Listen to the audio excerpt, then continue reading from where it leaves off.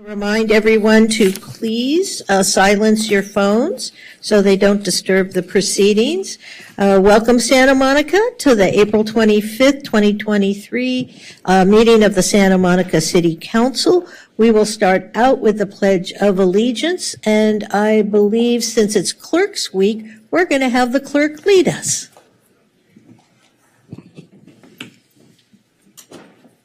Put your right hand over your heart. Begin. I pledge allegiance to the flag of the United States of America and to the republic for which it stands, one nation, under God, indivisible, with liberty and justice for all. Thank you very much. We'll have the roll call now. Councilmember Swick. Here. Councilmember Parra. Here. Councilmember Brock. I'm coming up, well, yes, I'm here, but I'm coming up in queue, not There you go.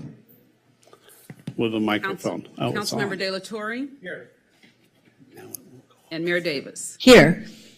All right, we have a quorum and we will proceed. Can we start with the first item, Madam Clerk? Yes, we have public input. Public comment is permitted only on items not on the agenda that are within the subject matter jurisdiction of the city.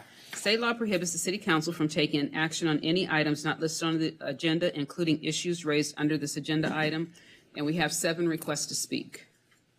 All right, what we're going to do is I will call 3 or 4 names. We will ask you to line up over there to your left, my right, and we will begin hearing people. You will have 2 minutes each. Our first 4 speakers, I'll call them out, are Jerry Rubin, Beatrice Felix, Chris Gutierrez, and Eric Klinger. Thank you very, very much. Jerry Rubin, Santa Monica, Mayor Davis, and council members, city staff, fellow Santa Monicans. I really just want to express my gratitude for the city's support in planting the beautiful tree of gratitude in memory of my wife, Marissa. And her favorite flower was sunflowers. And I thought I'd like to give this to all of you wonderful council members for coming. And I know Oscar and Phil, if you could have been there, you would have been there, because you can't be in 2 places at once, but you've always been very supportive. And I urge everyone to keep visiting the Tree of Gratitude and the Children's Tree of Life that turned 40 on that day whenever you can, because your positive energy helps. And I want to thank our city manager, and I want to thank Matthew Wells and the landscape team. I want to thank our police chief, Batista, for showing up, and all the city staff that came, and just I think Santa Monica is a great city, and so gratitude is something that we could all benefit from. I know I can. It came easy for Marissa, but we could all work on that, because through thick and thin, we have a lot to be grateful for, especially here in Santa Monica. So here you go. Take one. And happy Clerk's Week, too. Thank you, Dee. Bye-bye. Thank you, Mr. Rubin. Beatrice Felix. Is it okay if I go in front of her? Oh, all right. We'll start with Chris Gutierrez. Good evening. Good evening, Mayor Davis and council members.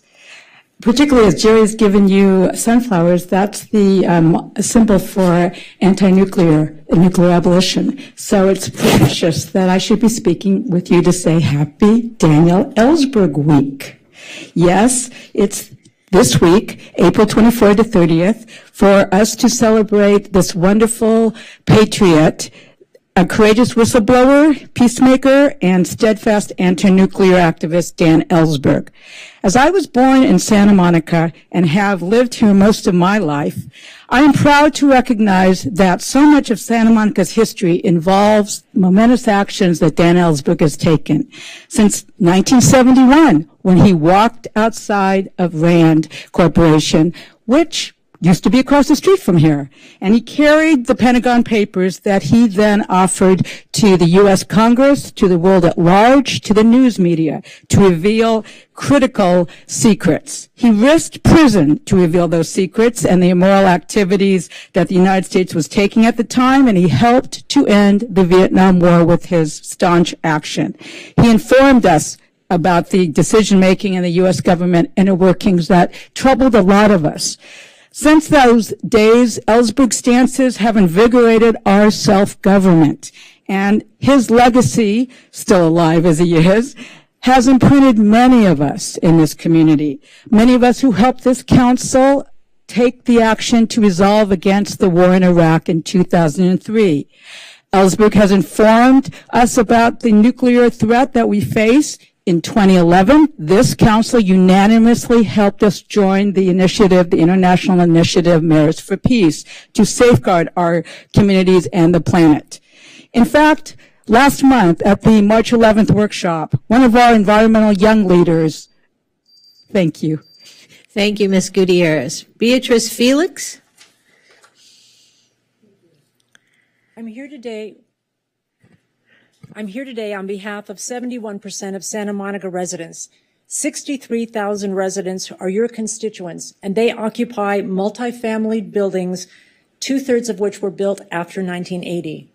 We all know when any of our neighbors is making a mistake, but we don't know when there is a fire, a full-blown fire, raging right under our feet. That's because Santa Monica's fire code only requires smoke detectors in sleeping areas, not in apartment buildings, offices, gyms, saunas, rec rooms, or outdoor hallways, which is a very common type of architecture in our community. This is a serious threat to thousands of us.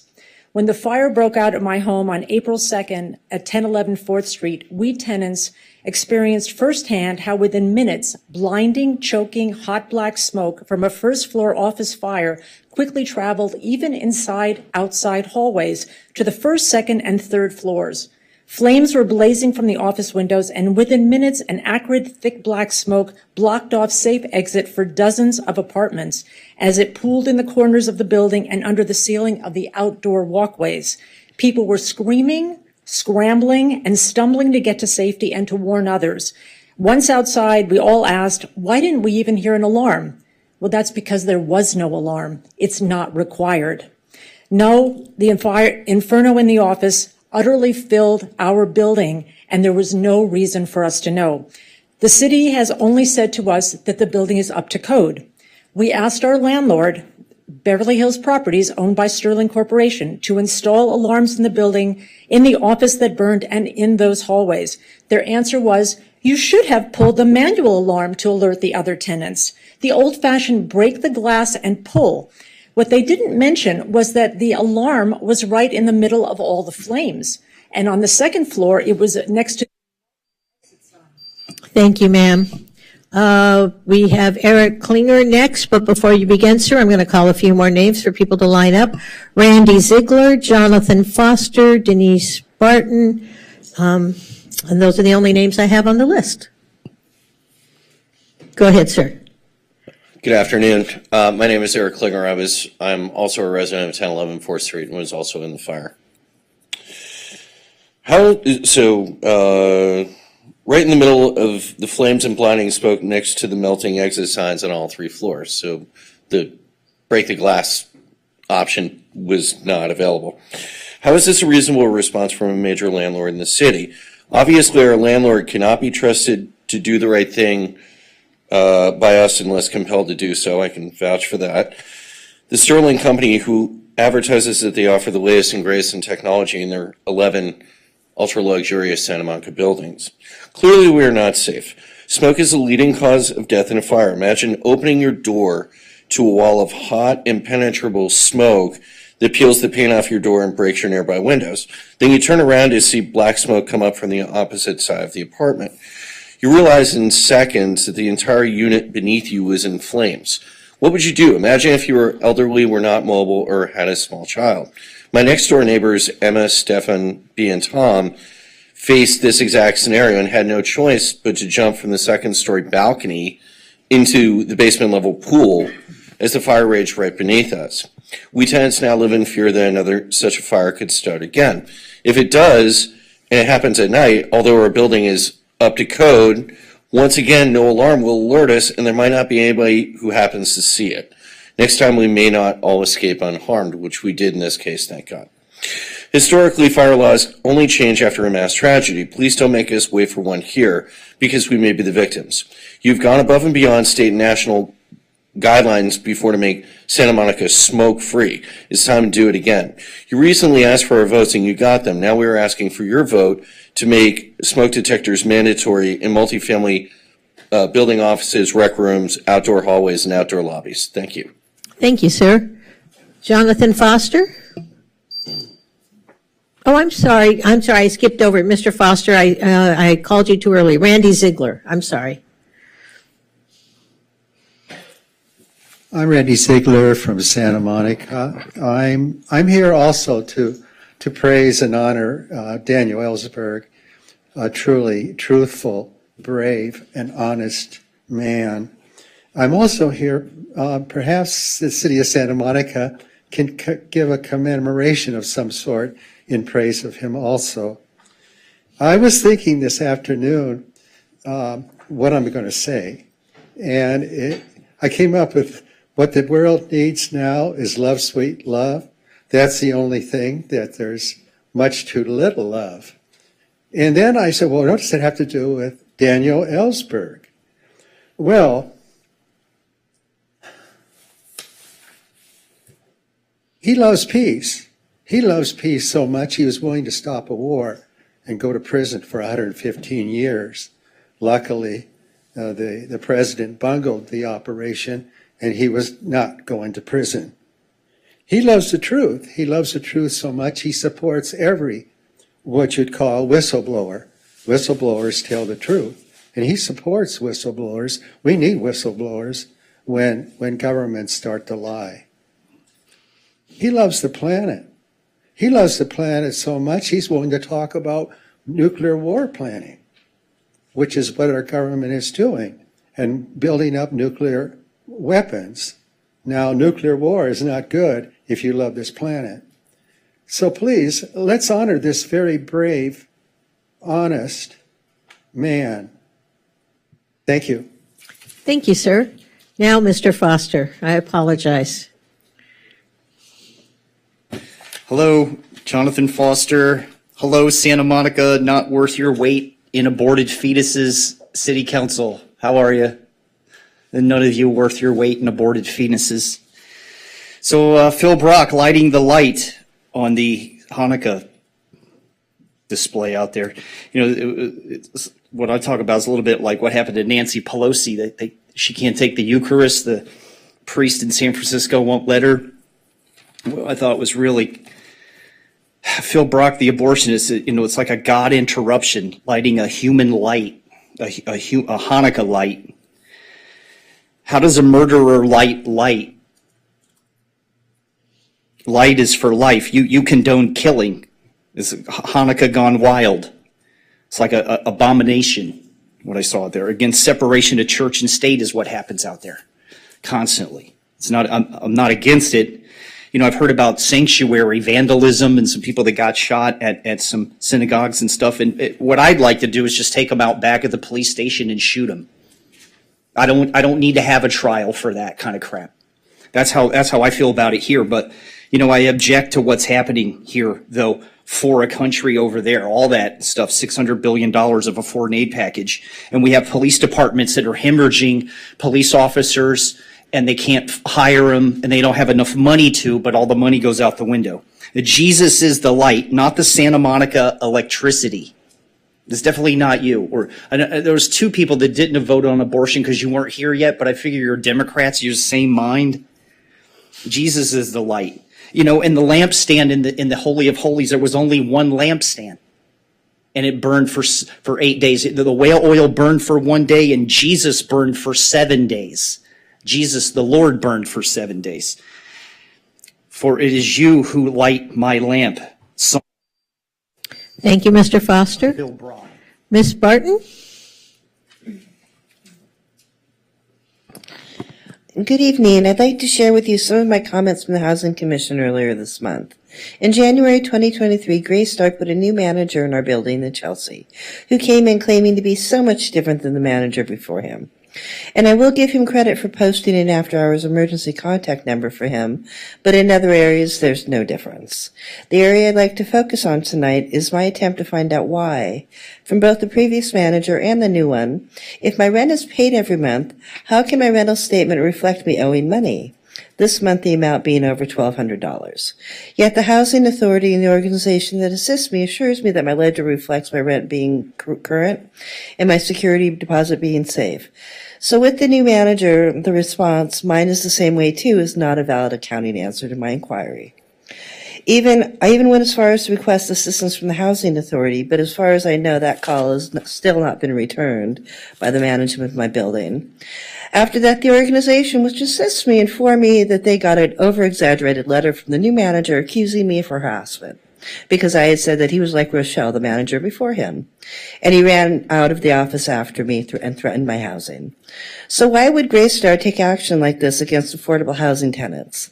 Are they hoping we blindly pay the extra amount? Showing again you can change the person in the seat, but it doesn't change the protocol of the company. Unfortunately, I know all too well that this is Santa Monica's version of fair housing. Thank you. Thank you, Ms. Barton. And by my list, Ms. Anderson-Warren, that concludes the public hearing on item 1. Is that correct? That is correct. All right, we will close the public hearing on item 1 and move on to the next item. Next, we have the public input. It's agenda items under closed session, special agenda items, consent calendar only. And we have 2 speakers under this category. All right, the 2 speakers I see listed are Denise Barton and Jonathan Foster. Are those the 2 you have? That is correct. All right, Ms. Barton and then Mr. Foster.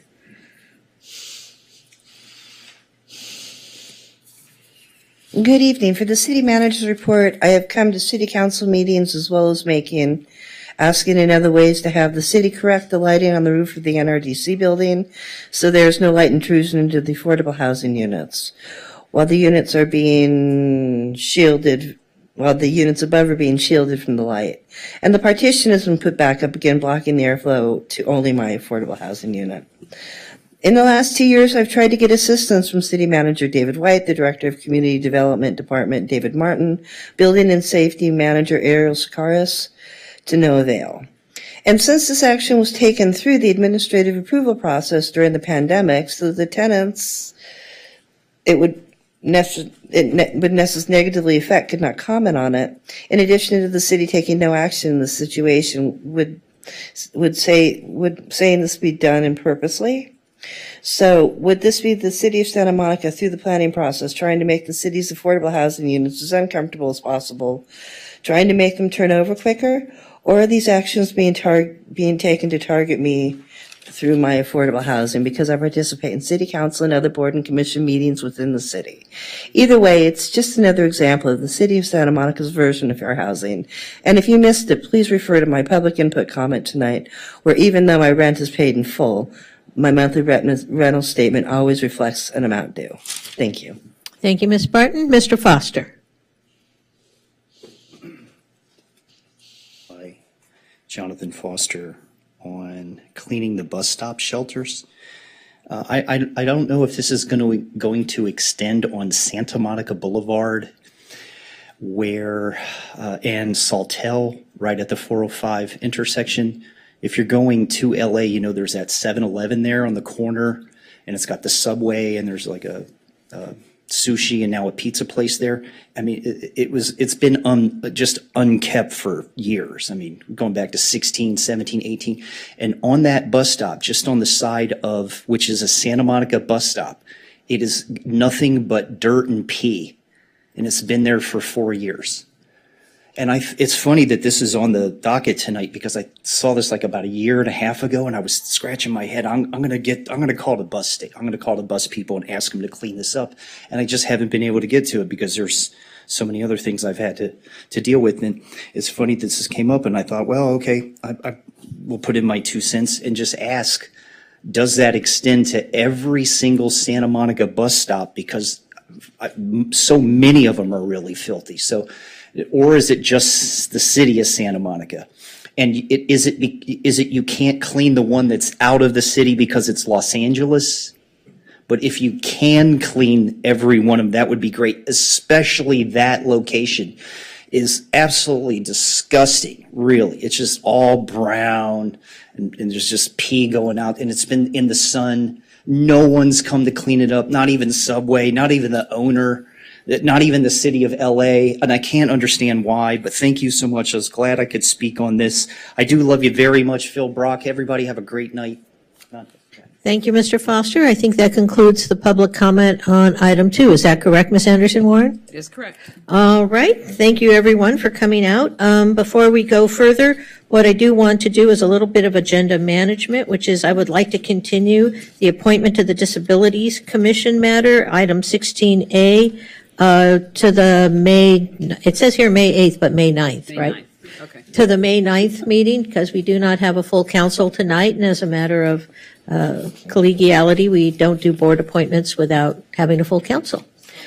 All right. Second. Moved by Terosa, seconded by Brock. We can just do this via voice vote. All those in favor? Aye. Any opposed? Any abstentions? Great. So the appointment to the Disabilities Commission will be moved to May 9th. Now we will move on to item 3, which a little unusually includes a special joint meeting of the City Council and Housing Authority. So before we start, I need to announce that as a housing authority, you get paid $50 per meeting, and I need to call the roll. Authority member Para, We don't have mics. We don't have mics. Here? sorry about that. Authority member Brock, Here. Authority member Swick, Here. Authority member DeRosas, Here. and then Authority member De La Torre, Here. and Chair Davis. Here. City Clerk, Member Cochran will be joining us in the closed session too. Okay. Is she present? Yes. Okay. Can someone? She can join us in the closed session. Okay. All right. So we'll call the closed session items then. Okay. The first one is a conference with real estate negotiator, and it's Santa Monica Place, parking structure 7-8, downtown Santa Monica. City negotiator is Melissa Spagnula. Community partnership manager, owner of record is the City of Santa Monica. Persons to be negotiated with are Julia Ladd, John Stokely, Macerich, and under negotiation is the price and terms of payment for billboard license on parking structures. Next, we have existing litigation, and the first one is Joseph Hollins versus the Santa Monica Police Activities League. And then we have John Doe and a list of other John Does.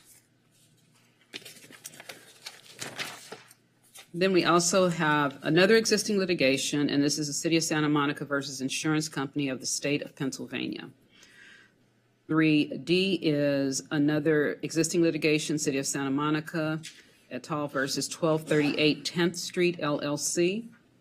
Then we have another existing litigation. It's NMS 1539 LLC et al. Versus the City of Santa Monica. And then a CD California case. The next one is Jennifer Howard, Amanda Pawlowski versus the City of Santa Monica. An anticipated litigation, WS Communities versus the City of Santa Monica. Another existing litigation is 1144 12th Street LP versus the City of Santa Monica. And those are your closed session items. All right. Thank you. And I'll turn to the city attorney and ask how long he thinks we'll be this evening. I would predict 7:15. All right. We will do our darndest to get back by 7:15. And I need to announce that Councilmember De La Torre will be recusing himself on items 3B and 3C, correct? Yes, and do I, is that gonna go first or later? We're going to do the Housing Authority combined item first. All right. Thank you. We'll be back, do our darndest to be back by 7:15. Thank you.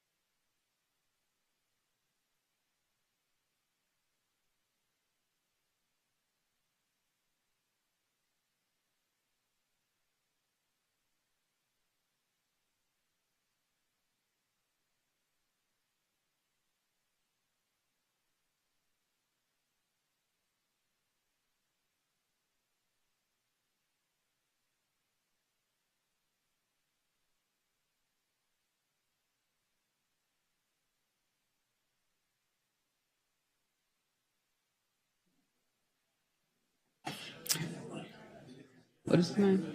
Billet Wolf. Could you raise your hand, please?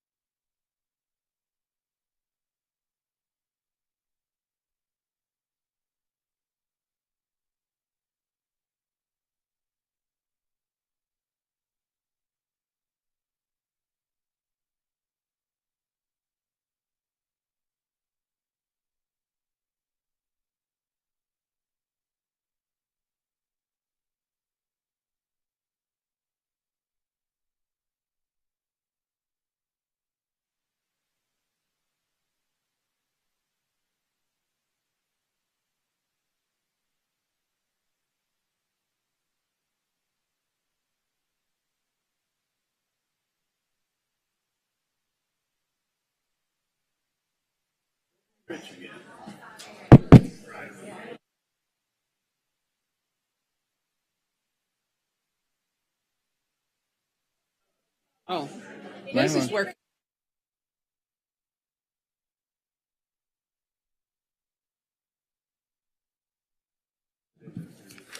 We're having a little technical difficulty, but I don't want to hold up the meeting any longer. I apologize for going past our anticipated return time, but I'd like to get the meeting going now. So welcome back. We are going to have our report out from closed session. Yes, Council. First of all, from the last closed session, reporting out two matters that settled. First of all, in the Zachary Thomas Hovett versus City case, that settled for a total of $122,500. Also in the Mavis Soloway versus City case, that settled for a total of $800,000. Now on the Euler case, which is item 3B on tonight's agenda, I'd like to propose a motion for the council to vote on here in public. The proposed motion is, does the council approve a final settlement with the plaintiffs listed in item 3B for a total of $122.5 million with the initial payment of $70 million within 10 days and a balance by June 30, 2023. I so move. Is there a second? Second. All right, moved by Brock, seconded by Zwick. We will have a roll call vote. And I'm not sure if our mics are working or not, so you'll just have to speak loudly when it comes your turn to vote. I turned everybody on. All right, everyone's on now, so be careful. Councilmember De La Torre here? No. Okay. No, he can't vote on Right, this. he was absent. Okay. Councilmember Terosas? Yes. Councilmember Brock? Yes. Councilmember Para? Yes. Councilmember Zwick? Yes. And Mayor Davis? Yes, that motion passes 5-0. And obviously, this has been a item that has been a subject of great discussion here in the community for a number of years. Sorry. My mic just, there we go. We have some statements that we want to make sure everyone understands how we got to this point and going forward what we'll be doing. Thank you, Mayor. This concludes all lawsuits brought with respect to the Euler matter. We thank the attorneys for the plaintiffs, our mediator, Jeffrey Krivis, our outside counsel, the city manager and staff, Kathy Kelly in our office, the city council, and would like to express our empathy for the plaintiffs and thank them for their patience during this process. Thank you. All right, and I think the city manager also has a statement. Yes, thank you, Mayor, members of the council. This settlement represents the city of Santa Monica's best efforts to address the pain and suffering of victims in a responsible way. This is a painful part of our city's history. Although it took place 20 to 30 years ago, and current members of the leadership team were not here during this painful past, we had an obligation to offer recompense to the victims. As an organization, our hearts break over the suffering of these victims, and that is why the city took swift action when we first heard about the claims. Equally important, we continue to be vigilant in protecting our youth so these horrific acts do not occur again. That's a promise we must keep. The city has focused on the needs of the victims and protecting youth in city programs by implementing best practices recommended by Presidium. They include creation of a child protection committee and establishment of a child protection officer to oversee implementation of child abuse prevention measures across city programs, a citywide code of conduct for providing services to youth, updated standardized screening of volunteers, including a standard application form, reference checks, and a live scan fingerprint criminal background check. Expanded requirements for child abuse mandated reporter training for all employees, volunteers, and contractors for any city-managed youth program. And hiring of a new volunteer coordinator to monitor and oversee the recruitment and training of volunteers across city programs. The city has a financial plan to deliver the settlement funds while committing to preserving jobs and maintaining services. The city will have to take one-time swift actions to settle all outstanding legal claims. This will include drawing down reserves in the general fund, suspending a substantial portion of Measure GSH funds to affordable housing for fiscal years 2022, 2023, and 2023 and 2024. Borrowing against the general fund portion of the Housing Trust Fund. Borrowing from the general fund portion of our Workers' Compensation Fund. And borrowing from the Water Fund. To begin restoring these funds, the city will take two actions that have a longer time frame. Selling limited city-owned parcels and pushing for the city's insurance providers to appropriately compensate the city in which active litigation is pending. It's important to note that the city has planned for this settlement, and it will not impact our current services or the restorations and enhancements that will be included in the upcoming biennial budget. The city looks forward to programming funds from recent voter measures with the upcoming budgets. Again, this financial plan of rebuilding and recovering is centered on preserving the jobs of city employees and maintaining services that are important to our residents and businesses. Thank you. I turn it over to you, Mayor. All right. Thank you, Mr. White. And I just want to emphasize and speak on behalf of everyone on this dais that obviously our hearts go out to the victims who experienced so much pain and heartbreak in connection with the activities that led to the settlement that we're approving here tonight. As you heard from the city manager, this city is absolutely committed to ensuring that these unconscionable acts do not occur again. We have modified virtually every program in this community that addresses youth and deals with youth to make sure that our youth are protected to the greatest extent possible from anything like this ever happening again. And it's critical to note that the actions of this former employee happened 2 to 3 decades ago and don't represent the exemplary work of our employees, of our current youth program offerings, or the PAL program as it operates today. Our financial strategy is solid. I want to commend our staff for the exemplary planning that they did, knowing that this day would come. We have a clear path forward. We'll focus on rebuilding and recovery for the city workforce, our residents, and businesses. And so we are glad to put this behind us. And I want to make sure that everyone understands that this was a sad chapter in the city's history. Our hearts do go out to each and every one of the victims, and we hope that and pray that this will never happen again. Thank you. All right, do we have anything else, Mr. City Attorney? No, that's all for closed session. All right, I'm still having technical difficulty, so we're going to wing it a little bit here. I think we're going to go then to, our special proclamation, which is for Clerk's Week. And the clerk is helping me. How appropriate. First, I wanted to ask the city attorney if all the items were heard. Yes, they were. Okay, thank you. Okay, so the first, we have 2023 City Clerk Week Proclamation. All right. And Mayor, if you want, you can read it from up there. I'll go to the podium. Thank you. And Ms. Newsom will. Take over as mayor. I love the shoes. Oh, thank you. Those are awesome.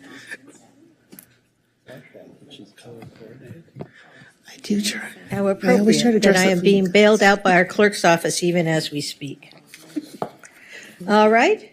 So this is City Clerk's Week, and I'm going to read portions of the proclamation I will be delivering to our wonderful clerk, Denise Anderson Warren. Whereas the office of the professional city clerk, a time-honored and vital part of local government, exists throughout the world, and whereas the office of the professional city clerk is the oldest among public service, not recurring to Ms. Anderson Warren, but the office itself. Whereas the office of the professional city clerk provides a professional link between the citizens, the local governing bodies, and agencies of government at other levels. And whereas professional city clerks have pledged to be ever mindful of their neutrality and impartiality, rendering equal service to all. And whereas the professional city clerk serves as the information center on functions of local government and community. And whereas the professional city clerks continually strive to improve the administration of the affairs of the office of the professional city clerk through participation in education programs, seminars, workshops, and the annual meetings of their state, provincial, county, and international professional organizations.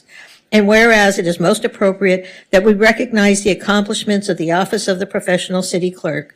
Now, therefore, I, Gleam Davis, Mayor of the City of Santa Monica, on behalf of all my colleagues on the City Council, do hereby proclaim the week of April 30th to May 6th as Professional City Clerks Week.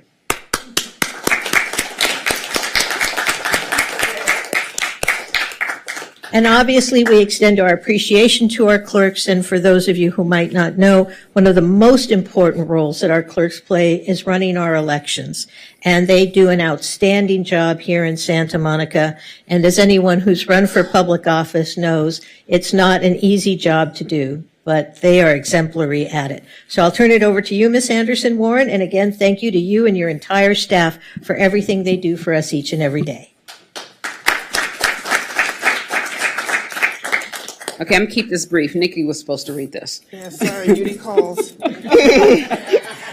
Okay, so in honor of the City Clerks Week, it's April 30th through May 6th. Our office will be putting on a couple things. We'll have displays down in the lobby. And for those of you who don't know us, we're going to have pictures up and we're going to have bios up. So it'll be meet your city clerk office. So that's something we'll be doing. We are also providing coloring books to the library, to all the libraries, which we do every year, and it's about elections. It's about what the clerk's office does. We will be out in the CHE lobby, and we will have people coming in through the City Hall East to come and register to vote and things of that nature, and provide them with information on the sort of things that we do. So we have a couple activities planned, and okay, I'm going to say my office is excited about getting back to doing this since COVID. And so so if you get an opportunity, stop by, visit us at our table next Tuesday. And that's it. Yes. So it's April, look, I gotta put my glasses back on. It's April 30th through May 6th. So it's the whole week. And so we'll be doing a little bit of something throughout the whole week. And I hope Nikki got the... Thank you. Thank you.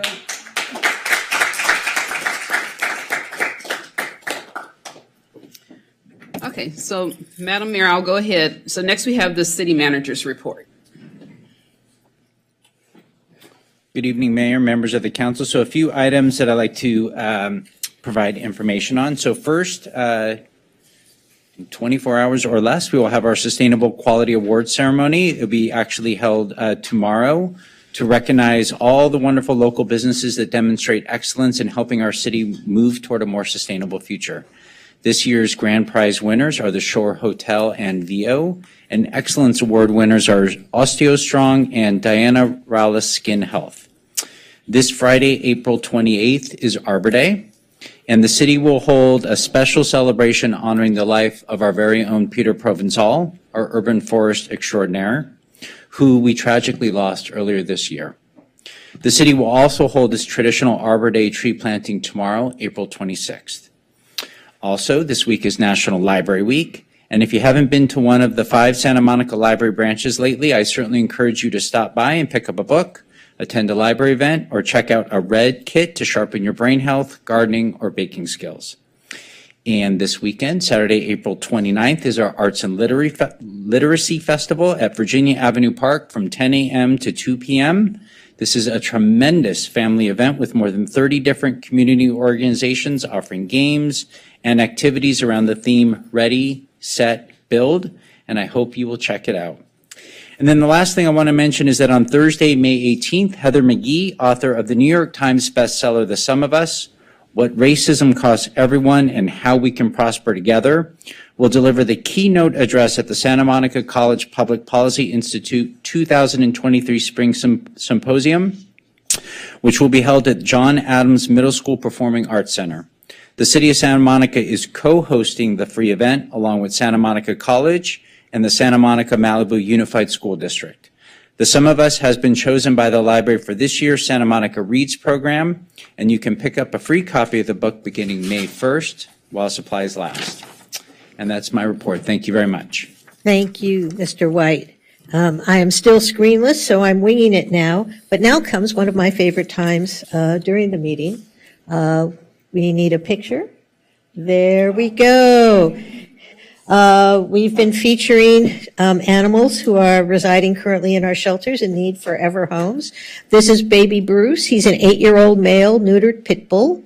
He was brought into the shelter as a stray on April 8th. He's 90 pounds of love. He enjoys food, treats, and belly rubs. Don't we all? The shelter vet says he could lose a few pounds, also couldn't we all, and could benefit from daily exercise. If you're interested in meeting baby Bruce, please call the animal shelter at 310-458-8595 to schedule an appointment. And maybe if Bruce doesn't sing to you, then there will be another animal who does. We have many animals at the shelter who are looking for their forever homes, and we're hoping to get them all placed. And I do want to remind everyone that if you already have a furry friend at home and you happen to use Chewy.com, there is an opportunity for you on that website to donate directly to our animal shelter by sending them some food, some kitty litter, all the things that they need on a regular basis. And I hope people will take advantage of that opportunity to support the tremendous work that our animal shelter does. So there you got baby Bruce, and that's quite a face. That would be a fun one to take home. Thank you so much. All right. Now I think the clerk has a question to ask us. Yes, do any council members have anything to report on travel since the last meeting? Seeing no one responding. Oh, I'm sorry, Oscar? Yeah, it's not working. You're just going to. Just speak up. Oh, No, it's the- on. the Oh, okay, cl- there it is. Okay.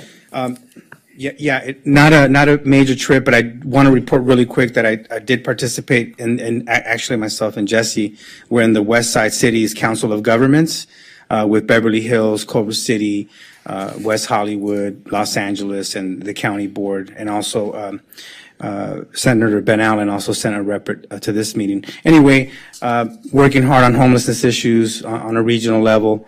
There's not a lot more to report other than that. I want to keep it really short. But anyway, I don't know, Jesse, if you have anything else to add. Okay, thanks. All right, thank you.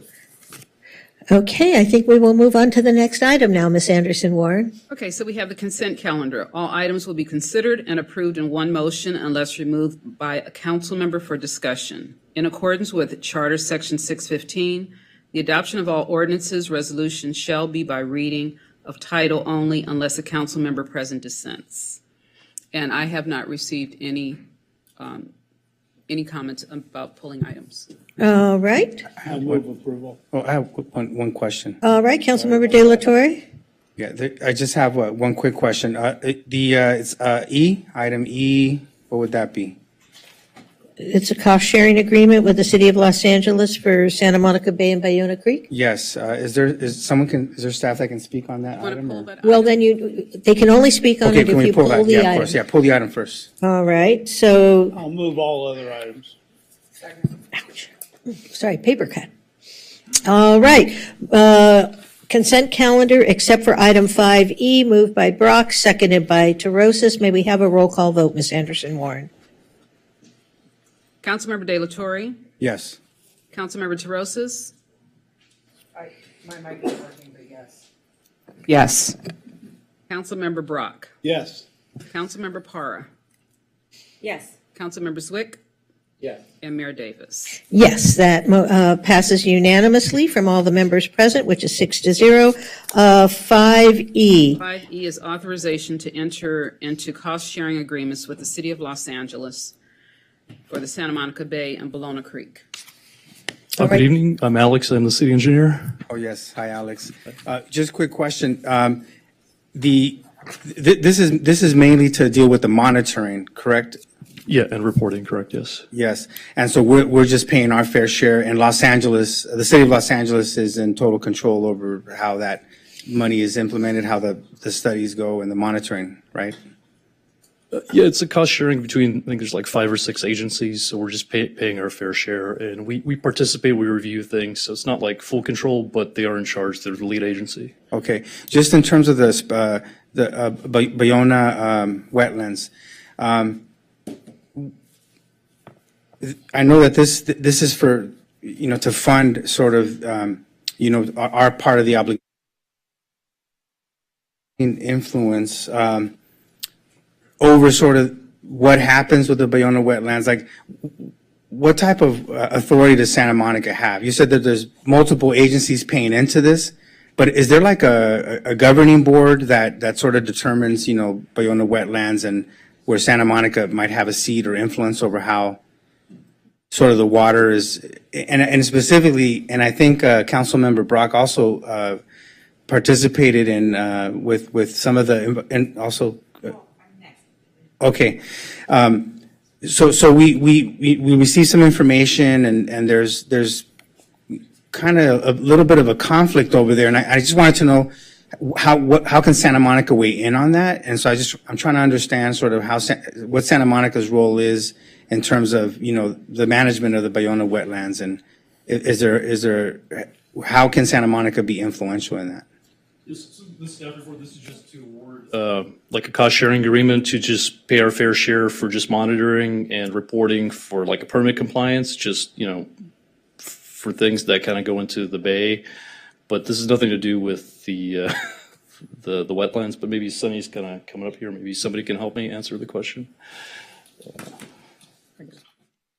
Good evening, Sunny Wang, Water Resources Manager. I believe the question is related to the Bayona wetlands as a groundwater dependent ecosystem. For some of the information I believe Council may have received 2 weeks ago, the question relating to that. That is within the groundwater, Santa Monica groundwater basin. So the oversight of the basin is the Santa Monica Basin Groundwater Sustainability Agency that the city of Santa Monica is a part of. We are the coordinating agency leading that effort. And that's a partnership between us, City of Beverly Hills, Culver City, Los Angeles, as well as Los Angeles County.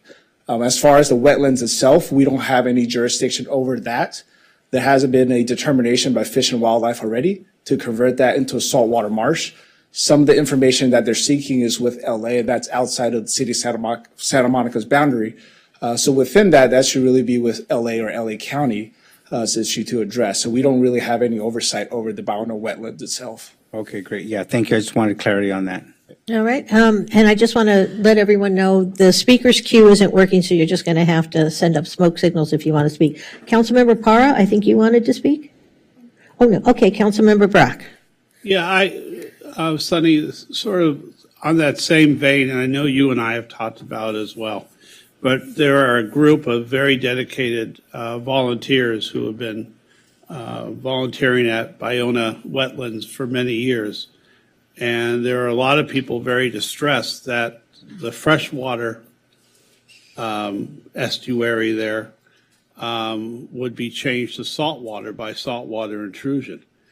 So what was asked of me, and I think Councilmember Delatorre, and maybe others, was can we at least send a resolution or a letter, or because we're the head coordinating agency, even though Fish and Game is ruled, even though LA wants to let saltwater in, there is a strong ecosystem in that area with hundreds of bird species and small animals that are in that freshwater area.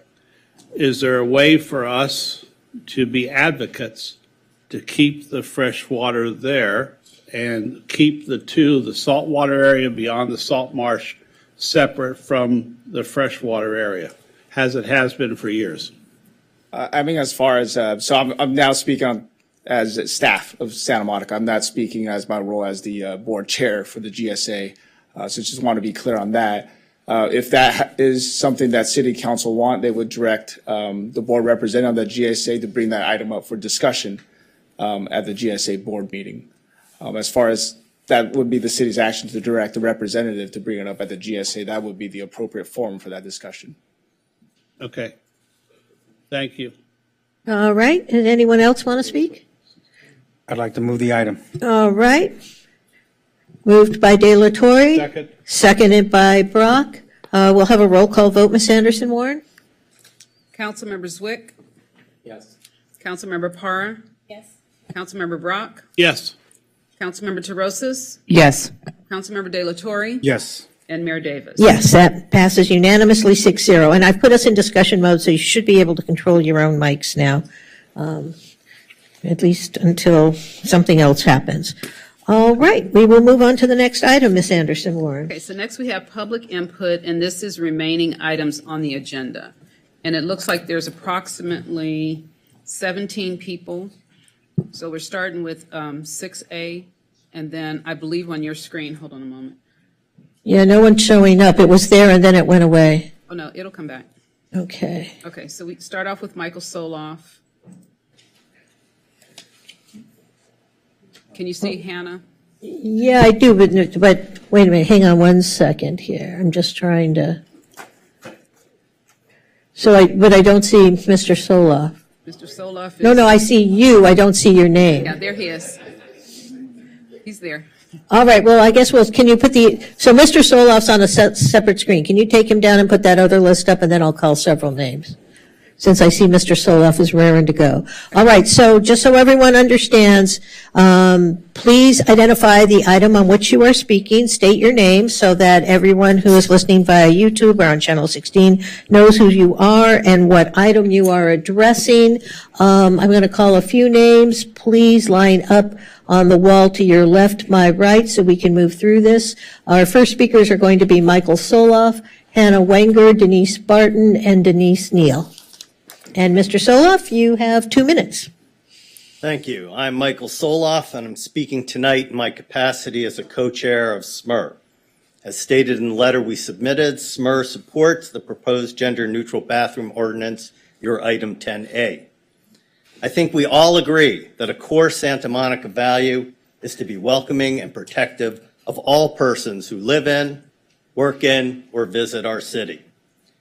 But as Senator Allen explained when he introduced SB 1194, a bill this city co-sponsored and which passed unanimously in the California legislature, gender-specific public bathrooms are not welcoming and protective for our transgender and gender-neutral friends, neighbors, co-workers, and visitors. Nor are they welcoming and supportive of those who need the assistance of opposite gender caregivers, including many children, elderly, and mentally or physically challenged members of or visitors to our community. Now, fortunately, using the design criteria that staff has put in the proposed ordinance, it's possible to make newly constructed and renovated bathrooms welcoming, safe, and private for all. For example, individual water closets will lock and will have walls designed to preclude peering in or reaching under. And other than these locking water closets and potentially separately screened areas for men's urinals, there'll be no part of these public bathrooms that are not visible to passersby, thereby deterring bad behavior. We all use gender-neutral water closets on airplanes, and many businesses in Santa Monica already have single-person and caregiver restrooms that lock, even if right now they choose to label one for men and one for women. Within the last week, I have used such public bathrooms at Starbucks on Montana, at Lars Restaurant on Pico Boulevard, and I just used the gender-neutral bathroom on the first floor of City Hall. Because so many people visit our city, what we do sends an important value message. Party on their waters. Please tell the world that we in Santa Monica welcome and protect all persons by supporting this common sense measure. Thank you, Mr. Soloff. Ms. Wenger.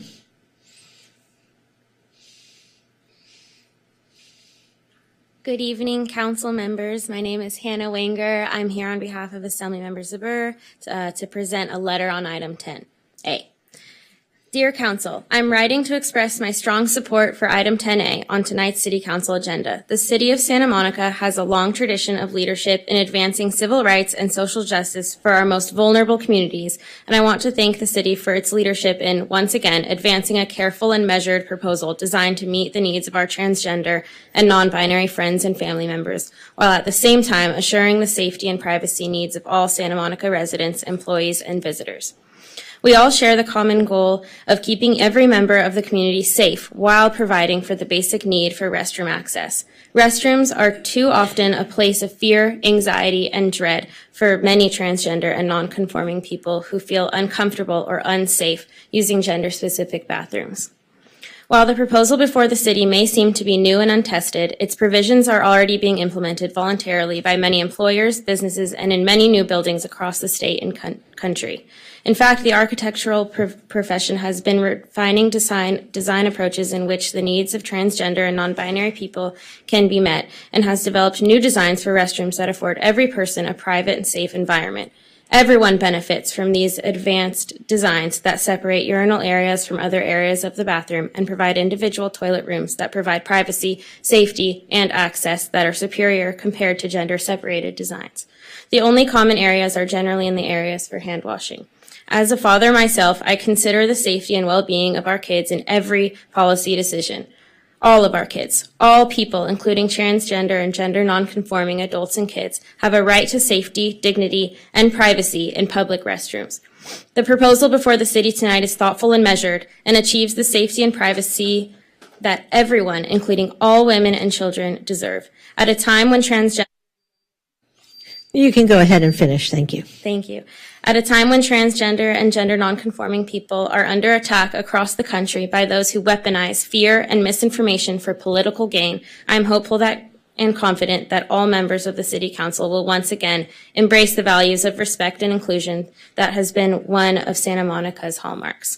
Thank you for your consideration. Sincerely, Rick Chavez of Burr. Thank you, Ms. Wenger. Give our best to Assembly Members of Burr. Will do. Thank you. Denise Barton. Good evening, Denise Barton on item 10A. My first question would be, will there be a financial assistance for the private enterprises that will have to make adaptations due to this item? Next, why would you be taking an action to make 0.5% of the state's population comfortable while making 99.5% of the state's population uncomfortable?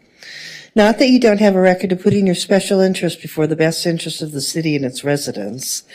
And why would Governor Gavin Newsom be pushing the LGBTQ issue? Because his family is making money off of it, of course. Governor Gavin Newsom's wife, Jennifer Sibel Newsom, founded the nonprofit The Representation Project to fight sexism through film education, research, and activism. And under Sibel Newsom writes and directs gender identity films produced through her for-profit operation, Girls Club Entertainment, that are licensed through her nonprofit and distributed to public schools.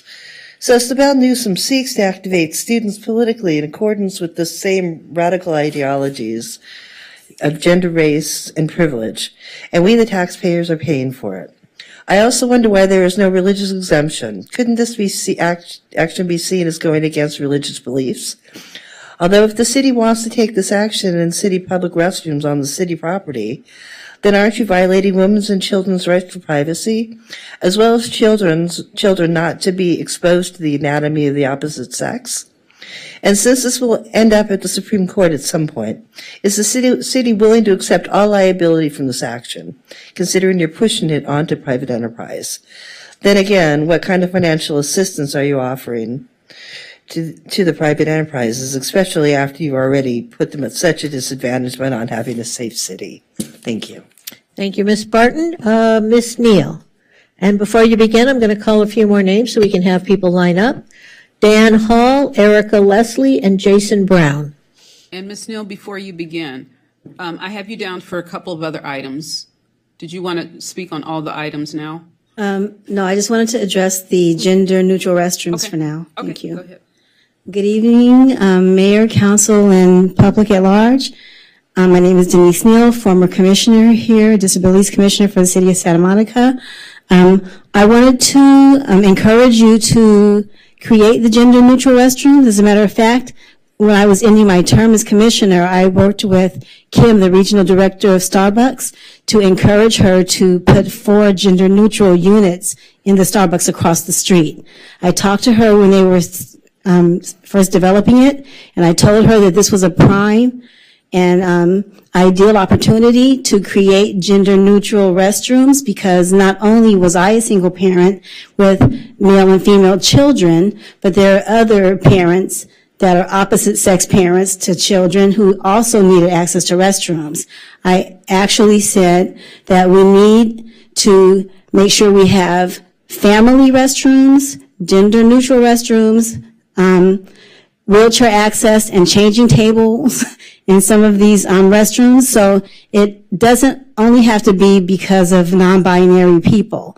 We just need appropriate access for families and just mixed company, and period. But some of those should actually have their own sinks on the inside, just for privacy's sake. It's very odd sharing a sink, a his and her sink situation with strange people in a restroom situation. So if you do consider this, please consider putting changing tables and sinks inside the units and make them people-friendly, just to avoid the conflict. Thank you. Thank you, Ms. Neal. Mr. Hall.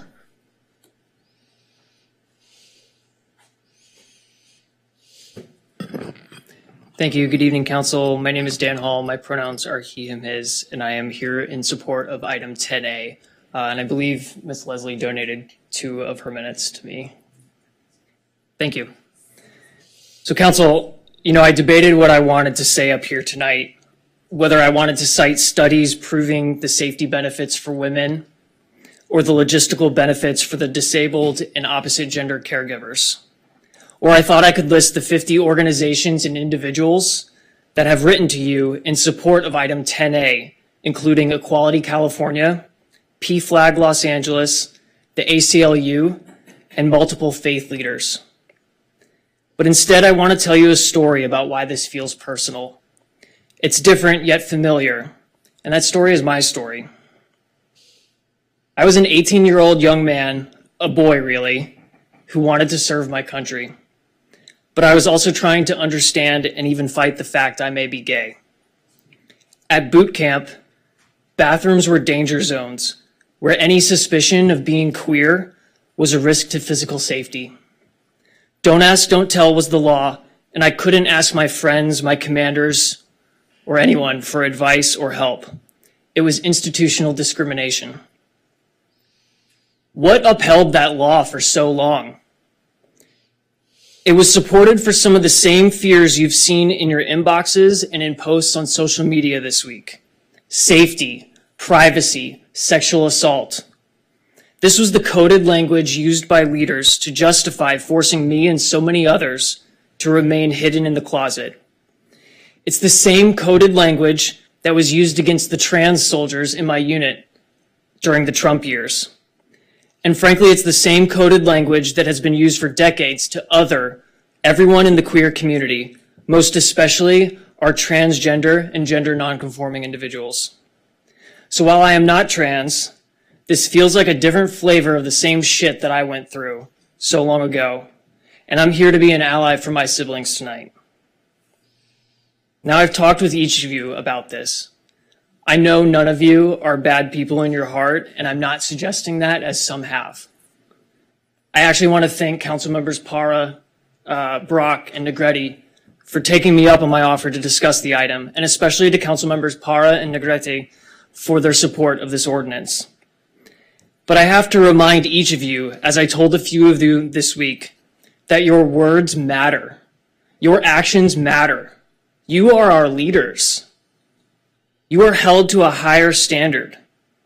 When a reporter reaches out for a quote about bathrooms in the context of transgender individuals, and the instinct is to use the same coded language about safety and privacy that has been used against my community for decades, like some of the trash comments posted online or submitted today, you should not be surprised that we and our allies rang every alarm bell possible. I went on to have a successful career as a gay military officer because some leaders finally said enough is enough. They called out the misinformation, the inappropriate statements, the lies, the dog whistling. They went against what was thought to be a politically popular position amongst their base. Tonight, you have the same chance to be those leaders. Do the right thing. I know you will. Thank you, Mr. Hall. Mr. Brown, and before you begin, while you're coming up, I'm going to call a few more names. Kevin Shankman, Sam Shankman, Ms. Anderson-Warren, I see a couple names crossed out. Are those people not speaking? They had signed up twice. Oh, all right. Susan Shu, and Sue Himmelrich. All right, Mr. Brown? Good evening, everyone. I'm here as a resident supporting Measure 10A. Years ago, when I was a small business owner opening a restaurant, I spent $5 to change the signs on our bathrooms to make them gender neutral. I did it for the single parents who visited our restaurant so they could take their kids to the restroom. I did it for disabled customers so they could lean on their caretakers for help. I did it for my family who was caring for aging grandparents at the time and needed our help in private. And yes, I did it to show the customers that walked in my restaurant that all genders were welcome and that it was a safe haven for them. Much like other small businesses had shown me, a queer young adult still uncomfortable with coming out, that it was safe to be myself. Research has shown that trans and gender non-conforming folks are vulnerable to increased risk of both verbal and physical assault in gendered restrooms, which in turn is linked to higher risk of attempted suicide. The thing is, though, these common sense measures, like what's proposed tonight in front of you, don't just help these folks, they actually can help other minorities too. There's academic research that suggests these bathrooms actually can make women, Latinos, and African Americans feel safer as well, and that gender-neutral bathroom measures like this one tonight have shown to have no impact on increases in public safety or physical assault incidents after they've been implemented. The thing is I'm guessing members of this council are unfamiliar with that research based on their published comments recently raising public safety concerns on this measure. I'm going to speak very frankly to you all. When I first read your comments, I was really, really angry. I was angry because no matter what your original intentions were, what I heard in your quotes was the same dangerous and bigoted tropes that continue to link LGBTQ rights to public safety risk. And those tropes have been repeated over and over for decades and decades through homophobic action. Thank you, Mr. Brown. Your time is up. Mr. Schenkman. Good evening, members of the council. Wait a minute, just one moment. There you go. We just want to make sure your mic's on. Thank you. Good evening, members of the council. I don't have any prepared remarks. I did forward each of you an op-ed written by my eldest child, Sam, who's here with me today. And I think that says it all. Sam is 17 years old, and Sam is non-binary. Some of you have known me for a while and maybe didn't know that. You know, it strikes me, Sam's going to face a lot of hate in their lifetime. You know, if the national political climate is any indication, that's just a fact. And as a parent, all I can do is, one, fight that hate, and two, prepare Sam to deal with that hate. And I'm doing the best job I can in that respect.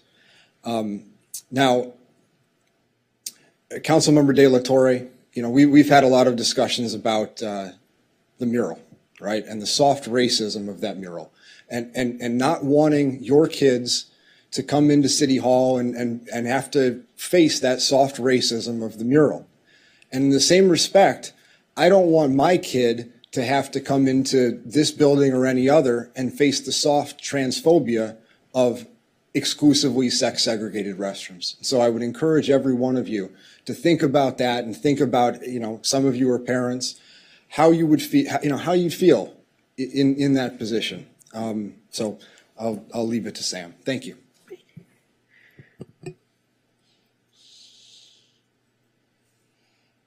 Hello, my name is Sam Schenkman. I use he, they pronouns. And I'm just going to start this off by saying it's going to be okay. Despite what you may have heard on Fox News, there's not a roving band of trans people waiting to sexually assault women in restrooms. All gender restrooms will not provide a location for drug use any more than sex-segregated restrooms. We've had all gender restrooms available at my high school for about 2 years now, and no one has had a problem with the restrooms, me, or any other trans students. And understand that trans people, newsflash, need to pee too. And yet there's still an irrational and unfounded fear about these things. I recently wrote a paper for my government class on the white flight and the similarly irrational and ultimately unfounded fear among white people in the 50s, 60s, and into the 70s about sending their children to school with Black and Latino children, and the fear among white homeowners that their property values would plummet due to Black and Latino people living in their neighborhoods. For example, in the area of Santa Monica north of about Wilshire Boulevard. In each case, despite those fears, the world is better for that process, and Santa Monica will similarly be better for showing tolerance and acceptance instead of bigotry and transphobia. Thank you. And thank you to the Shankman family for coming out tonight. Ms. Hsu. Good evening. Hello, everyone. I'm Susan Hsu. I have been a homeowner in Santa Monica for the last 23 years and a parent for about 20 of those years. I currently have 2 kids who are going to Santa Monica schools, Franklin Elementary School and Santa Monica High. My husband and our 3 children and I love our city because it is a place that has traditionally valued all of its residents and strived to be inclusive and safe. Our family and loved ones include people in the queer and LGBTQIA community, and we are committed to making sure that our home community is one whose laws and policies are not hurtful to them. In our country today, there are forces of division in the media and national politics that spread fear and misinformation about many matters. One is in the form of legislation that is overly concerned with who's allowed to use which bathroom. As the people ahead of me have stated, there are no scientific or social scientific pieces of evidence to support that gender-neutral bathrooms create additional crime. LGBTQIA people are more likely to be the victims of violent crime than to commit violent crimes. And in my experience as a parent, family and multi-stall gender-neutral bathrooms have allowed my family to go on family outings for these 2 decades and travel with greater ease than is usually the case with small children. And on the subject of travel, I recently took my children on a family visit to the cities of St. Paul, Minneapolis, and Boston, where we found many public bathrooms that were gender nonspecific and multi-stall. It made our lives much easier as a family, and having family in both of those forward-looking American cities, we were proud of those communities. We'd love to be as proud of our adopted home of Santa Monica. Thank you, Ms. Hsu. And former council member and Mayor Sue Himmelrich. And Ms. Himmelrich, before you begin, I'm going to call a few more names to follow up.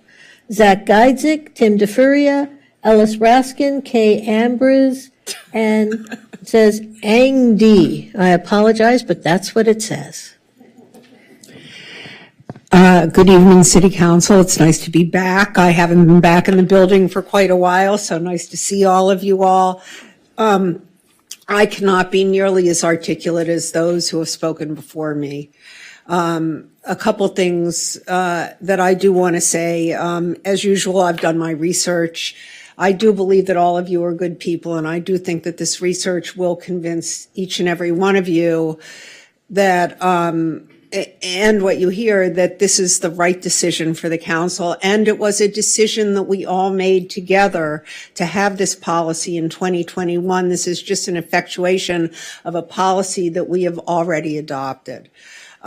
So for those of you who didn't know we were adopting at the time, I think that now you may understand why it was at that time a good policy. I have here a study, and I'll pass this around. This is a study from UCLA showing that there are basically no safety or crime implications of gender-neutral policies. So this is a 2019 study from UCLA. I think that this is a synopsis of it. I wouldn't make you read the whole thing. But I think that that's important. The other thing I thought was very interesting in doing my research was that they did a study that accidentally in the Army, when they were talking about the don't ask, don't tell, I'm sure Mr. Hall knows about this. In conducting the study, what they found was that none of the women, or less than a third of the women, were concerned about anything having to do with restrooms. In fact, this was not even a point of the study. It came up tangentially. 2/3 of the men were worried about gender-neutral restrooms because they thought that women would. All right, thank you, Mayor Himmelrich. We appreciate your coming down, and it's good to see you again. Mr. Geidzik. There you go. There we go. Good evening, council members. My name is Zachary Geidzik. Normally, I would now give a whole speech about all the different boards and commissions in the city of Santa Monica that I'm associated with. But tonight, I actually have the great pleasure of speaking to you not on behalf of myself, but on behalf of our LA County Supervisor, Lindsay P. Horvath. The supervisor applauds the staff's recommendation for gender-neutral bathrooms in new development projects in the city of Santa Monica. As you know, in 2022, our own state senator, Ben Allen, authored a bill granting our city's authority to require new and renovated public toilet facilities to be designated as all gender. And this critical piece of legislation was passed by the legislature and signed by the governor in no small part thanks to the support and advocacy from the Santa Monica City Council. For many individuals, especially those who are transgender, the ability to exist in public spaces and take advantage of the most basic necessities, using the bathroom, can often be a dangerous and extremely unsafe situation. With this recommendation, the City Council has an opportunity to affirm its dedication to equity for all people by adopting a very reasonable, well thought out, and well-researched gender-neutral bathroom policy for new developments.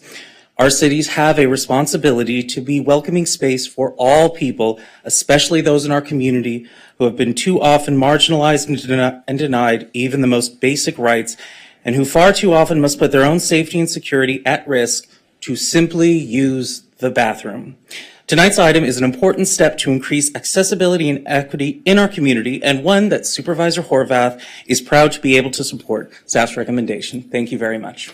Thank you, Mr. Geidzik. And as we said with Assembly Member Zabur, please give our best to Supervisor Horvath. Mr. DeFuria. Good evening, City Council. My name is Tim DeFuria. I'm here to voice my support for item 10A. Like a few people before me, I was really angered by some of the comments that were made in the community publications this week. I won't spend time diving into those, but I ask that you all please think about what you are saying when it comes to talking about people who live in our community. Imagine you have to use the restroom, but you're in a building that does not have a restroom labeled with your gender. Imagine that you have to fear embarrassment or ridicule whenever you enter a public restroom. I'm here for my 9-year-old niece who recently came out as transgender and often feels this way. Transgender and gender nonconforming people often face stress, intimidation, harassment, anxiety, and mistreatment when accessing the gendered bathroom that is appropriate for them. Providing access to a private, non-gendered stall can reduce or even eliminate these burdens. All gender restrooms are facilities that anyone can use regardless of gender. They benefit many people, including transgender and gender diverse individuals. People who acquire the assistance of a caregiver of a different gender, or parents with children of a different gender, just to provide a few examples. I ask that the Council unanimously support this item 10A so that Santa Monica can continue in being an inclusive and welcome community that we have all come to know. Thank you for your time this evening. Thank you. Mr. Raskin. Our Planning Commissioner, Ellis Raskin. Thank you, Mayor Davis and council members.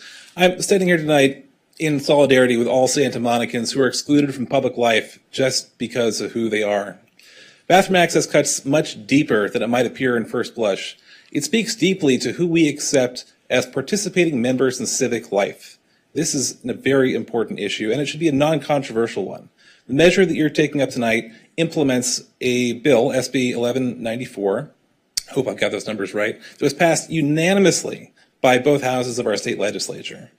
This is a bill, as you've seen, or a measure locally that will promote public safety. As you saw in your staff report, transgender and gender nonconforming people will oftentimes be subject to violence, they will change their diets, and are excluded in all levels of public life.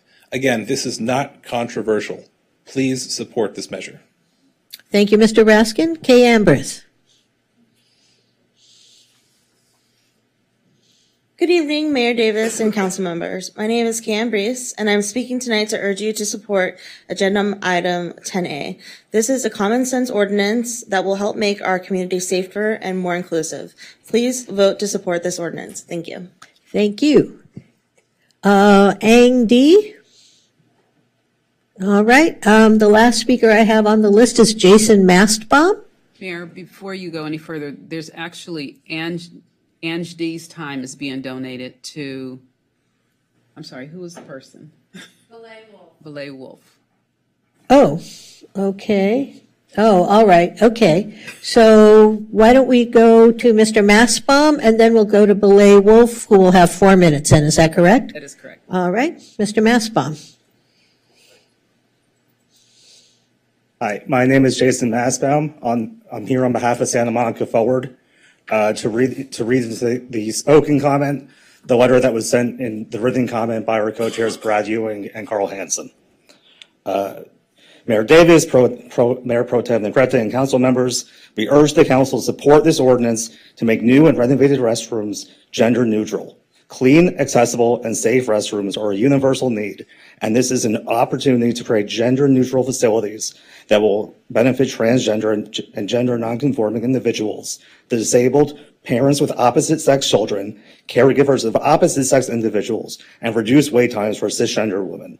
We are concerned by the misinformation and fear-mongering circulating around this ordinance in our community and the press. There is a preponderance of evidence that gender-neutral facilities are safe and reduce the risk of violence against transgender individuals. The staff report is clear that gender-neutral multi-use restrooms would have designs that differ from existing single-gender restrooms with objective design standards for privacy and safety. Lastly, we implore every council member to read their research staff reports before repeating unsubstantiated tropes in the press that put vulnerable members of our community at risk of ostracization or violence. Thank you. Thank you. Billett Wolf. And with time donated, you'll have 4 minutes. Hello. This is on 10A. You're going to hear why the staff's so-called gender-neutral ordinance screams misogyny, why science dictates that biological women and girls require more access to urinate, not less, and why council must abide by its equity for all framework by voting no on the ordinance. It's not lost on us that the bulk of the support for tonight's ordinance came from none other than men. Are you listening? Secured, in other words, private urinals, space for the male sex is not equitable. Women and girls have 8 medical conditions resulting in a need to urinate more frequently than our male counterparts. Details in a minute. Staff's ordinance provides men as much as 63% more urination opportunities than women, 16 versus 10 when not counting family and disabled stalls. Women and girls say no to this inequity. Staff's proposed ordinance strikes an extreme blow to women and girls as it serves up a misogynistic agenda. And they want to call this equity? The City Council must not approve an ordinance that requires women and girls to suck it up with longer lines, less tinkle time, and far more exposure. Women and girls say no to this inequity. Regardless of staff's rhetoric, Council must not approve an ordinance that is more likely to increase urination wait time for women and girls, an ordinance that will only subject women and girls to dirtier bathrooms and more disease. Women and girls say no. Fact, all human bladders hold equal volume. However, equity requires more, not less, private tinkle time opportunities for women and girls because there are no less than 7 medical conditions that are more common in women than in men. Urinary incontinence, stress incontinence, neurogenic bladder, flaccid bladder, septic bladder, bladder stones, bladder exstrophy, urinary retention, cystis, and periods and pregnancy are 2 inherently unique biological female conditions which total 9 female conditions that constitute the increased needs for additional private accommodations for women and girls. Staff's misogynistic ordinance sets women and girls on a backwards path by creating longer lines that steal the time we need to compete in a man's world, showing us that filthier and more disease-ridden spaces, thereby stealing our health, which then limits our opportunities to compete in a man's world. If council approves staff's misogynistic ordinance under the guise of gender-neutral facilities, council must also include language that secures the right of women and girls to safely utilize the urinal facilities because we are also able to urinate while standing. Necessity, the mother of invention, gives us this. Peabody makes a disposable version of this women's stand and waist and we product. Yes, indeed, women are amazing, and we can stand and deliver with these.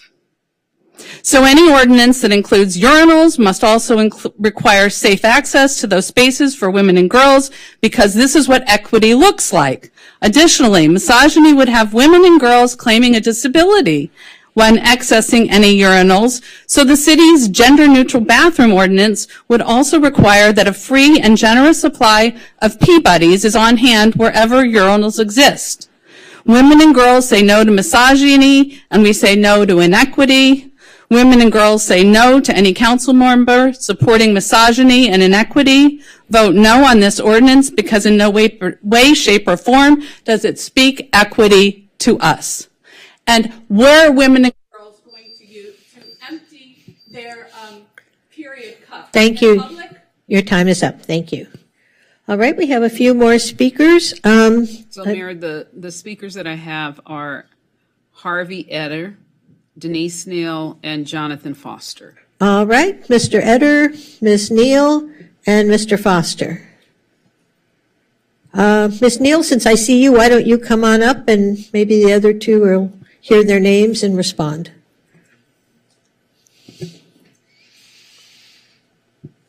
And are you speaking on one or more items?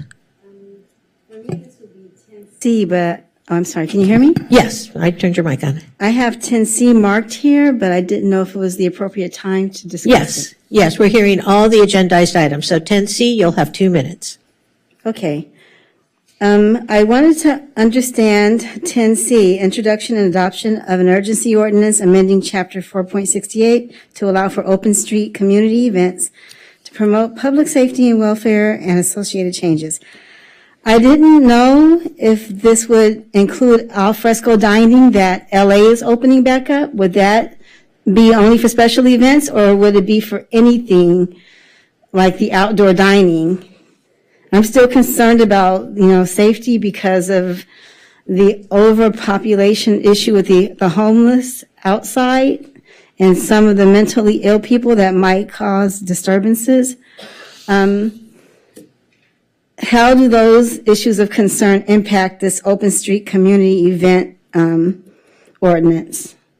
Is there any way I can get an answer on that? Yeah, we don't, this isn't interactive. You just get your 2 minutes to speak. So feel free to make whatever comments you like. All right, I just have the concerns. I wanted to know what policies or procedures would be in place to protect people and to quell disturbances and things.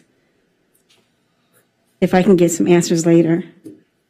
Thank you. All right, thank you, Ms. Neal. Harvey Eder? Jonathan Foster?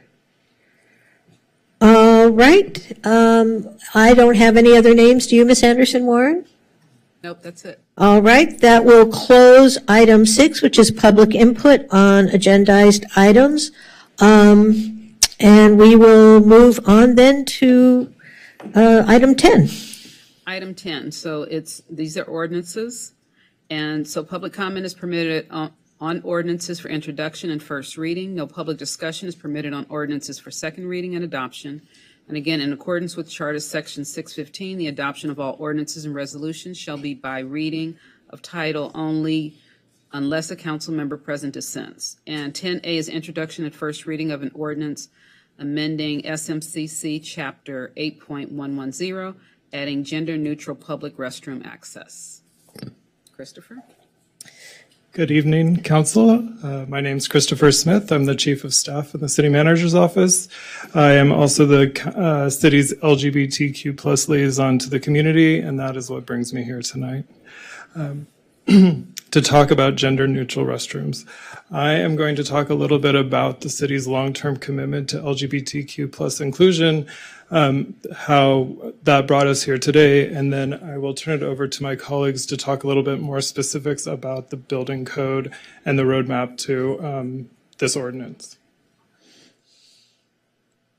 So it shouldn't come as news to anyone that Santa Monica has been on the forefront of LGBTQ inclusion for many decades, going as far back for me as I know, as being an early adopter to domestic partnership, long before the state adopted a formal policy and marriage equality was even seemed a possibility. And that long-term commitment and consistent commitment has driven our work within the organization and within the community. We've been able to foster a really inclusive workplace through our policies, training, and programs. I just want to spotlight one such program. Back in 2015, our Annenberg Community Beach House spearheaded a really innovative program at the time to design a training and policies that allowed users of the beach house to use the facilities based on their gender identity. That became a building block by which we were able to train other rec staff and eventually all our staff on these policies and programs. That commitment to our internal workplace is mirrored in the community. As you know, we have strong partnerships within our arts community, our business community, the ability to develop a really diverse collection at our library, and you name it, it's pervasive throughout our work, that based on your support and affirmation of our inclusivity. That brings us to more recently, Council adopted a priority statement around racial justice, equity, and social diversity.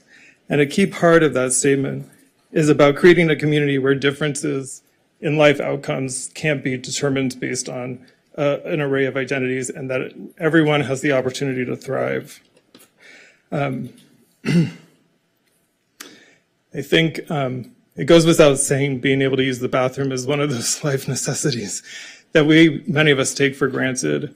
But as you read the research, you find out that not everyone does take that for granted. And in fact, it has direct impacts on life outcomes for many in the LGBTQ plus community. A 2015 study of over 27,000 trans people showed 2/3 had either been threatened or explicitly denied access to a bathroom. These real and perceived fears drive choices that result in increased absences at work, at school, and choices about how we participate in social activities.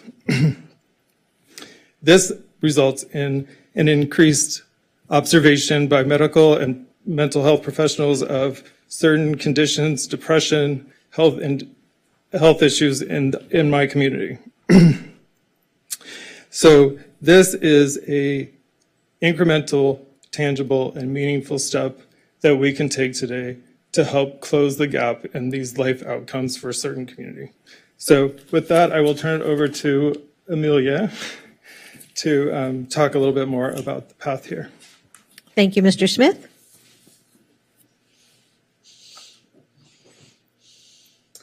Good evening, City Council members. My name is Amelia Feichner. I'm the Capital Program Manager. I oversee the Architecture Services Division within the Public Works Department. I'm going to walk through a brief history and background of legislative activity, some of which you've heard about tonight already, City Council action, and CIP projects that relate to gender-neutral restrooms, and the ordinance that is before you tonight. In March of 2017, a state law, AB 1732, known as California's Equal Restroom Access Act, was passed requiring all public single-occupancy restrooms in businesses, government buildings, and places of public accommodations to be labeled gender-neutral instead of signed for male and female use. California law also required access to all public restrooms based on gender identity, not on individuals' sex assigned at birth. As a result of the adoption of AB 1732, signage on public single occupancy restrooms was updated, and gender-neutral restroom design started to be incorporated into city projects. In May of 2018, City Council approved amendments to the Civic Center specific plan that included the design of the historic Belmar Park and its gender-neutral restroom building that contains 4 all-gender stalls and a common hand-washing station that is located outside. This was the first project in Santa Monica that was in an early design phase that offered public restrooms following the enactment of AB 1732. In June of 2019, City Council approved the first modification to the contract with Hathaway Dinwiddie Construction Company for the City Yards modernization project. The approved program of that project included a new gender-neutral locker and shower facility that would be available to all city staff. The facility has private rooms for showering and changing, with a common area that contains the storage lockers. There's an image of it up there. So the City of Santa Monica has been prioritizing the design and construction of restroom facilities to support all equally where it can. However, the California Plumbing Code that defines the minimum number of plumbing fixtures required for buildings and facilities currently divides the total occupancy into male and female requirements. Therefore, multi-stall restrooms remain separated into binary male and female facilities unless an exception is granted. Plumbing codes in other parts of the U.S. Have adopted exceptions to allow the minimum plumbing fixture requirements to be based on 100% occupancy without gender separation, enabling multi-stall, gender-neutral restrooms to be constructed. But the California Plumbing Code has not yet adopted this exception. Although we expect it to be adopted in the future, it could take years. And, as mentioned previously, in 2021, City Council unanimously adopted the annual state legislative platform with the following language, quote, support legislation that mandates gender-neutral multi-stall bathrooms, end quote. So when Senator Ben Allen introduced SB 1194 in 2022 to give municipalities tools needed to expand access to inclusive, all-gender restroom facilities, the City of Santa Monica signed on as a co-sponsor along with the City of West Hollywood. As you heard previously, on September 29th, 2022, Governor Newsom signed SB 1194 into law, and in the City of West Hollywood, our co-sponsors of the bill, the City Council unanimously approved an ordinance requiring gender-neutral, multi-stall restroom facilities in new and major remodel commercial developments in December of last year. So, as Christopher mentioned, just over a month ago, racial justice, equity, and social diversity was adopted as a council priority, and staff is recommending that City Council introduce this proposed ordinance in alignment with its intent. Now, Ariel Sakaris, our Building and Safety Division Manager, will speak in more detail about the ordinance itself. Thank you. Thank you, excuse me. Thank you, Amelia and Christopher. Good evening, Mayor, council members. Ariel Sakaris, Building and Safety Division Manager. As you've heard, Senate Bill 1194 was passed by the state, and that bill provides cities the authority to adopt an ordinance allowing and requiring gender-neutral public restrooms. So pursuant to that authority and pursuant to the council directives that Amelia talked about in terms of the background and context leading to here, staff is proposing the ordinance tonight. This ordinance would be applicable to building permit applications submitted on or after July 1st of this year, should it be adopted. And it does not apply directly to existing buildings. This would only require newly constructed buildings to comply with these design standards. However, it does allow for existing buildings to voluntarily retrofit their existing restroom facilities. So real briefly to talk about some of the key design standards included in the ordinance. We looked at the standards adopted by West Hollywood, and I'm sure many of you have seen real life examples of this in neighboring cities in Venice, as well as beaches and parks.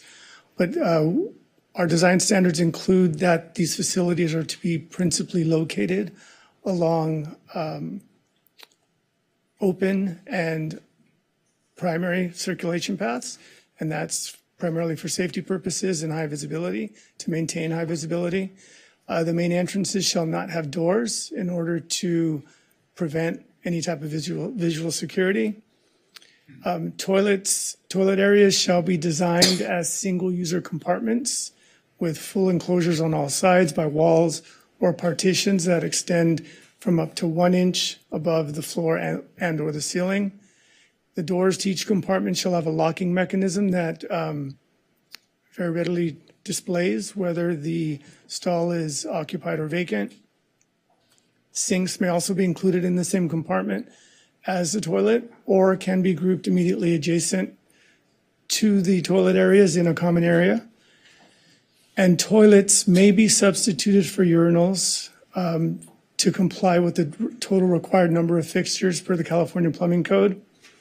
But if urinals are provided, they shall be located in a separated area or in individual compartments. And just to briefly describe that a little bit more, as Amelia alluded to, the California Plumbing Code does require a minimum number of fixtures based on use and occupancy. The intent of this ordinance is not to directly amend the plumbing code, so the minimum number of fixtures is still required. It would be up to the design professional or the developer to decide whether they want to provide urinals or not. As I mentioned, urinals can be substituted for toilets, but if they choose to provide urinals, they need to be in a separate and a separated area. So we included 2 design examples in the staff report, and these are examples. They're meant for illustrative purposes, and we, of course, would work with developers on achieving compliant designs. In the example to your left, you can see a public circulation path along the top of the corridor that leads into a wide entry, an open entry that is highly visible. There's no doors, there's no obstructions. And all the toilets are in individual separate compartments with a common wash area in the middle. And you have 2 single-user facilities with sinks and ADA compliant in the red highlighted areas on the bottom. On the right side, you can see a public circulation path going up and down with a entrance that has no obstruction, is highly visible from the public circulation path. And similarly, there's a very open floor plan with communal sinks, compartment toilet facilities, common vanities, ADA family rooms, and you can see a separated urinal area here in the red rectangle, separated by a door.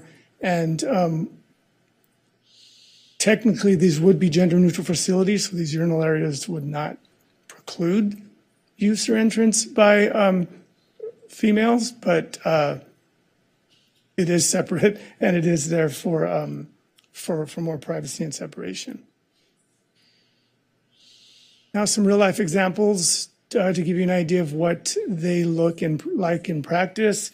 This is an example of a restroom at UC Berkeley at the Moffett Library. Again, you can see the full compartments for the toilet facilities and a common sink area. This is the Rhode Island School of Design. Very similar concepts. This is quite an elegant design in Times Square in New York at a restaurant. And lastly, this is a public school in St. Paul. We presented this to the Building and Fire Life Safety Commission in February. The commission unanimously supported the proposal. They did have some comments and clarifications that they requested, which have been included in the staff report and the ordinance presented to council tonight. There was a typo, and then, as I mentioned, some just design clarifications that we've revised the language for to better, to more clearly communicate the intent of what we were trying to achieve. So with that, just would like to commend the several city departments that have been working on this for many years. My involvement has only been about 5 or 6 months, but throughout the years, there's been a concerted effort through the city manager's office, city attorney's office, Department of Public Works, as well as staff from the Community Development Department. And we also have staff from the police department here tonight available to answer any questions that you might have related to safety. And with that, that just concludes my report. The recommendation tonight is to adopt the CEQA exemption included in the report and to introduce the proposed ordinance for first reading.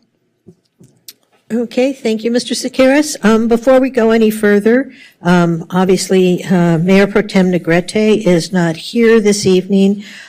She did have a statement regarding this item that was published in the Santa Monica Daily Press today, and without objection, I'd like to make sure that it is included in the public record of this matter.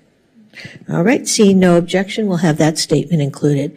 All right, we are going to start with questions. Questions only. If it doesn't have a question mark at the end, save it for later. Councilmember Para. Thank you so much for the presentation, Christopher, and thank you so much. I had a couple questions regarding the design. So I know that the examples, and it's all based upon how many stalls are required. So like the examples that you showed, the assumption is that this is probably for like a big facility, right? So like, is this based on square footage, like how many stalls you need to have? It's based on occupancy. Occupancy, right. So the examples that you gave us right here, so can you identify like what type of occupancy, like what type of these would be for, like the size of a restroom setup? Yeah, I know the example on the right is taken from a movie theater, and the example on the left could easily be a larger restaurant or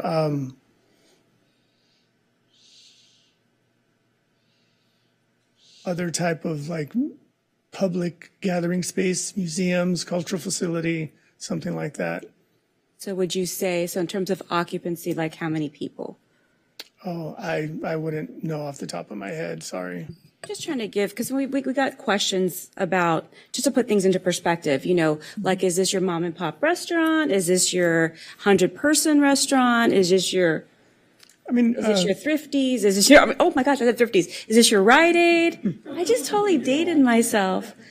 There's still Thrifty ice cream, so it's okay.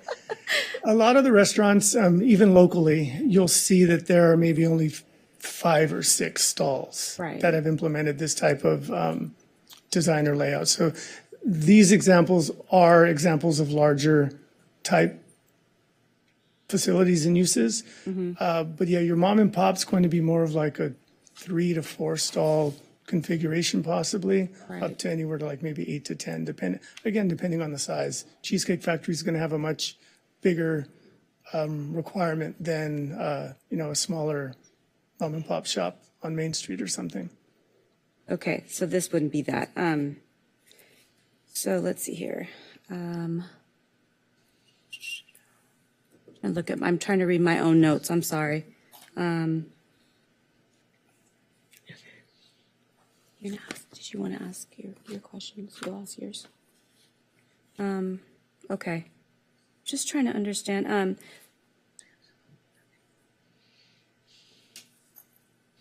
Okay, and then in terms of, you said something that kind of sparked my interest about the designer or the store can decide they want to substitute urinals for toilets.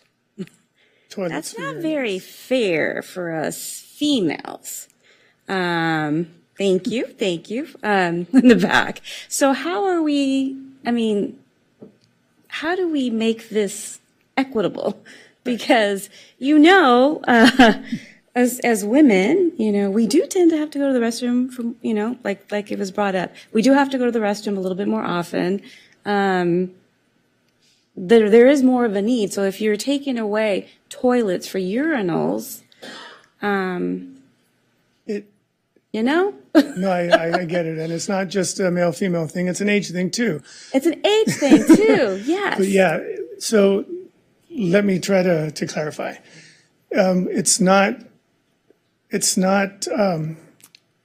It's replacing urinals with toilets, not toilets for urinals. So as an example, the California Plumbing Code requires a minimum number of fixtures, as we talked about. Right. Specifically, let's say it requires 10 urinals and 15 toilets. A designer could opt to do 25 toilets, or they could opt to do 20 toilets and 5 urinals. The toilet count is never going to be reduced. The urinal count can be the required minimum, or that number could be reduced in place for toilets. So the overall number of areas to go to the restroom stays the same. As a matter, I mean, actually, if you replace the urinal with a toilet, you're actually getting two purposes for the space instead of one. So are you still having to, when you're trying to equate, how many fixtures you need to have, are you still having to use the numbers for the male and the female? It's a total now. So if the examples I gave of 10 urinals and 15 toilets, that was an example of assuming we were still using the existing plumbing code in a gendered facility. Maybe it was 10 urinals and 3 toilets in the men's room and 12 toilets in the women's room. I'm just throwing these numbers out there. Mm-hmm. It's all combined under this ordinance. So it would be a total of 25. You can't provide more urinals than you would need to, but you can swap those out for toilets, if that makes sense. So definitely more toilets. That's what I'm saying. That's what I'm saying. We definitely need more toilets. It provides the flexibility for more toilets and less urinals. Okay. So yes, you would be getting potentially more toilets. Yes. Okay. We need more toilets. Okay. I may have more questions, but thank you. Sure. All right, Councilmember Brock, then Councilmember Terrosis. I have a couple of boilerplate questions, I guess. We've talked about water conservation a lot in California. Yet I understand that each water closet, right, each toilet has the old-fashioned toilet uses about 8 times more water per flush than the urinal. And in upcoming Code Section 422, which is approved by the Building Standards Commission, urinals can be omitted for water closets. So here's a question for you, and I don't know if you have the answer, but if we're actually defeating our water goals this way, aren't we? Given the stats that you've provided, it does sound that way, and I don't have an answer to. Oh, Amelia, thank you. Great question. We had the same one, so we spoke with Shannon Perry with the Office of Sustainability and Environment. Anyone who is building new toilets and or urinals will still need to meet the requirements of water neutrality. So therefore, even if they added additional toilets, they would still need to meet water neutrality per the code. Could they? It depends. The question would be then, so I know, Ariel, you said, I believe, well, you can both stay there. Ariel, I think, said that it was per amount of occupancy of a building is how many fixtures you need. And so those two look like, unless we were reopening the Civic or building a real large facility, we would probably never get to that point. I think the average facility might be 3 or 4 stalls, and I would look at something like, there's a restaurant on Euclid in Montana, and I can't believe I just blanked. R&D has a communal restroom facility, sink, and 4 or 5 water closets, as they are called in England. Elefante, right, or Elephant, they have the same setup. I think, can you put that up, Denise, those 2 pictures? So I think those are fantastic. But my question is, are we, using more water? And then with the floor-to-ceiling design, do we have to put a fire sprinkler in each room and a drain in each room? I guess here's what I'm sort of asking. So the water neutrality thing, how do you manage that if you end up with twice as many normal old-fashioned toilet fixtures versus urinals? Not that I'm advocating for urinals at all, but I'm trying to figure out how someone can still meet that. And then secondarily, what's it going to cost? So let's say here, I have 2 pictures of Elefante that I took. Dan Hall asked me to go there today and take a look. So by the way, the slats at the top part, several women in the last couple of days had mentioned to me that should be a requirement. They could see out and make sure nobody is standing there ready to bum rush into their stall as they leave. But those look great. And gender neutral bathrooms, absolutely. So did each one of these rooms have to have a separate fire sprinkler and separate drain? Yes, so if it is a separate room, it needs its own fire sprinkler. If it looks like these rooms are completely separated, so it would need its own floor drain. We do allow for a provision of up to 1 inch off the floor. Therefore, you could potentially use a more common floor drain. So that 1 inch would make a difference and lower the cost for a new development or a remodel. Yeah, and I would say, you know, we did do some research on new development. So, I mean, depending on the design, knowing from the beginning that you are implementing separate toilet rooms, right, gender neutral restrooms, the cost actually is not projected to be much more than your traditional restrooms now. But you have to have a separate light in each room. Mm-hmm. You may be able to eliminate the idea that you need a separate drain. That's Right. good. And you can You also need a eliminate sprinkler some head of- in each room. Yep, and you can also eliminate some of the walls around that traditionally are around two separate restrooms, the doors associated with them, the lights associated there. Oh, so there would be some trade-off So there's costs. some trade-off. So again, in new construction, we haven't seen a huge delta in cost. Right. In minor renovations, so where you already have structure in place, we see that the cost impacts are just more impactful. Therefore, we have focused this ordinance on new construction and major renovation in projects where you really would be doing a full redo, therefore limiting that delta. How would AB 521, which is supposed to be coming to protect women's privacy, how would that affect the gender neutral restrooms, or would it? You'll need to educate us on AB 521. I'm sorry? You will need to educate us a little bit on AB 521. It's a women's privacy assembly bill that might negate part of this, and that's the question. It's still to allow inclusive and non-exclusive all-gender restrooms. So you could be inclusive. You could also have a separate women's area in that restroom, a separate vanity, separate areas. I don't know if it defeats the first bill, and I don't know if it has a chance of passing, but it seems that there's still some contradictions coming. And then another question. So I know you don't have an answer on that one. Another question would be the state and the building codes are being changed to reflect this, correct? To add for this new construction and the new gender neutral restrooms. So why would Santa Monica jump the gun? And if we jump the gun and then the state codes come out differently, do we have liability for the developments that we've approved in the meantime if the state comes out with more lenient codes? Building codes are updated in 3-year cycles.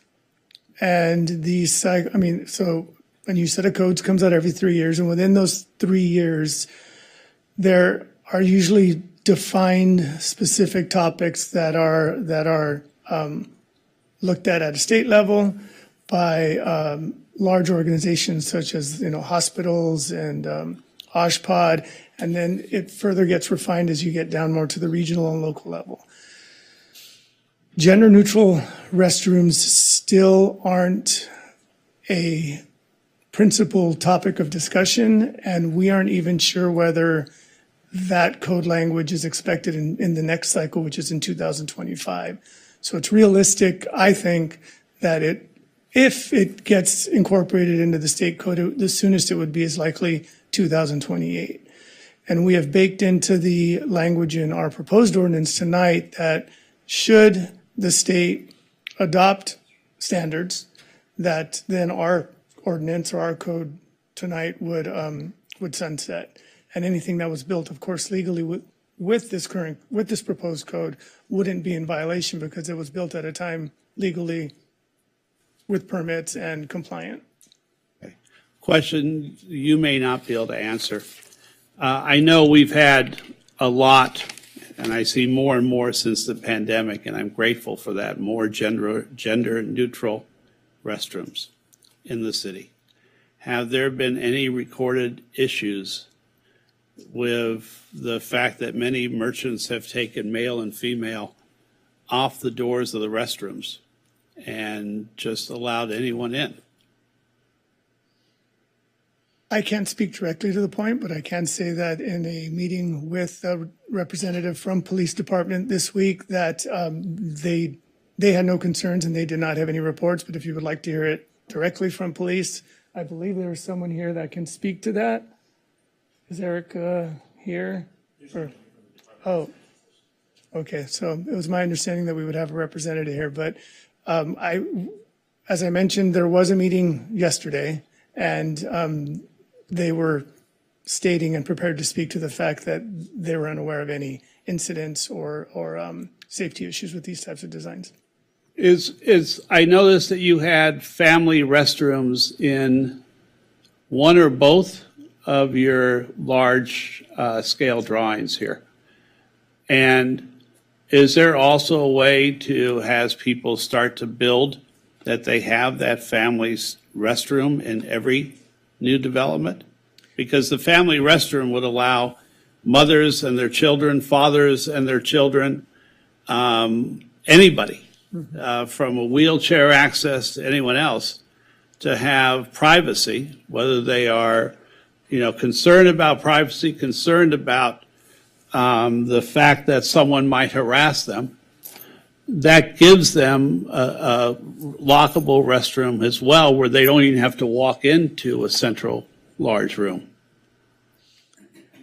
Oh, so is your question to have, say, in the example, a family restroom in each new development? But you were mentioning that without having to walk into the communal bathroom. So in the example on the right. Well, yeah, no, the example on the right is great. Okay, so I just want to be sure I understand your question. But I don't think that in our community, especially since we're going with smaller retail, smaller restaurants, right, and smaller businesses, and the day probably of 500 people working or 200 people working on a floor is probably past us for a while. So we're going to end up with probably not this kind of large restroom unless we change Memorial Park or do something in one of our parks. And our new beach restrooms are all single use, could be gender neutral. They aren't now always, but they can easily be switched to that. So I was curious about the family room because I think that's one solution to make sure that everyone has a large place to change, a large place to do whatever and be truly private, because there are going to be some people who quote religious reasons. There are going to be some people who look at other reasons that they don't want to be in that communal restroom. So is there a way to provide that? I know that's another cost, and I just said cost. I understand my contradiction, but I want to make sure that everyone feels safe using a restroom in our city, and frankly, everywhere in the nation, without discrimination, without anybody questioning them as they go to a restroom. The larger size stalls are required because one stall should be ADA? Be ADA compliant. So that family component and the changing facilities, all of those are baked into codes already. So those services will be provided. Would that be even for, let's say, a small restaurant like Ugo on the Promenade or something like that, if it was new? A restaurant that might be 1,000, 1,500 feet. They still have to do that? The ADA stalls are definitely required. I'm thinking more about the like baby changing station or things like that. Those thresholds I'm not as familiar with. So yeah. Is that something we can? Yeah, we can definitely look into that. Okay. It is. Thank you so much. Thank you. Councilmember Torosis. Thank you so much. Just to reiterate and clarify for myself, these design standards are only applying to substantial rehabilitation or new construction. Is that correct? Actually, only to new construction. Only to new construction. And isn't it also true that it would be up to the developer who's building that new construction to make something that works for their patrons within these proposed design standards? Correct. It's always up to the design professionals and the owners and the developers to propose a design. And isn't it true that the urinals bank would have to have a door that closes if a developer chose to have a set of urinals? Correct. And isn't it also true that it's actually safer if the door goes not all the way up to the floor or ceiling, but actually leaves an inch so that people can hear if there's any sort of incident going on in the restroom? I think that's a reasonable statement. And did you all talk to the city of West Hollywood, that was the first in the nation to adopt this sort of ordinance, about their experience in implementing it? Yes, we worked closely with West Hollywood. And isn't it also true that they've seen no incidents as a result of this ordinance? That's correct. Great, thanks, no further questions. Okay, then I have a few questions. So, I mean, there's been a lot of talk about these designs. These are not mandated designs, these are just suggestions, is that correct? Correct, they're just illustrative examples. And so for smaller places, someone mentioned Ugo on the Promenade, those actually tend to have gender-neutral restrooms. They just have a couple of restrooms that are non-gendered, and they're just individual restrooms. The smaller places, that's what they tend to do, right? Correct, because if it's a single-user facility or they have two single-use rooms, then they're required by the state to be gender-neutral. Right. So, for example, if you go to Isla on Main Street, there's a couple of bathrooms in the back that anybody can use of any gender or non-gendered person, and they're just individual rooms that have a toilet, sometimes a urinal, sometimes not, but they're completely private and they're already gender neutral. Correct. So we're already doing gender neutral bathrooms throughout the city. This is just creating an environment where for new construction, they have to be gender neutral and they have to follow certain guidelines depending on size and their own design standards to make sure that they're safe and accommodating, right? Correct, yes. Okay. All right, well, that seems to have finished up all the questions. Okay, Councilmember De La Torre. Just in terms of overall just cleanliness, and I know that I think in San Francisco, I did read about a bathroom, like a self-cleaning bathroom, and sort of any technologies that might exist to keep the bathrooms cleaner. And have you all talked about some of those technologies as well, like in terms of just beyond the debate around gender neutrality, just in terms of cleanliness and just well-being? Have staff considered any options that might come that we can integrate with this as well? Maintenance of the facilities hasn't come up in our discussions.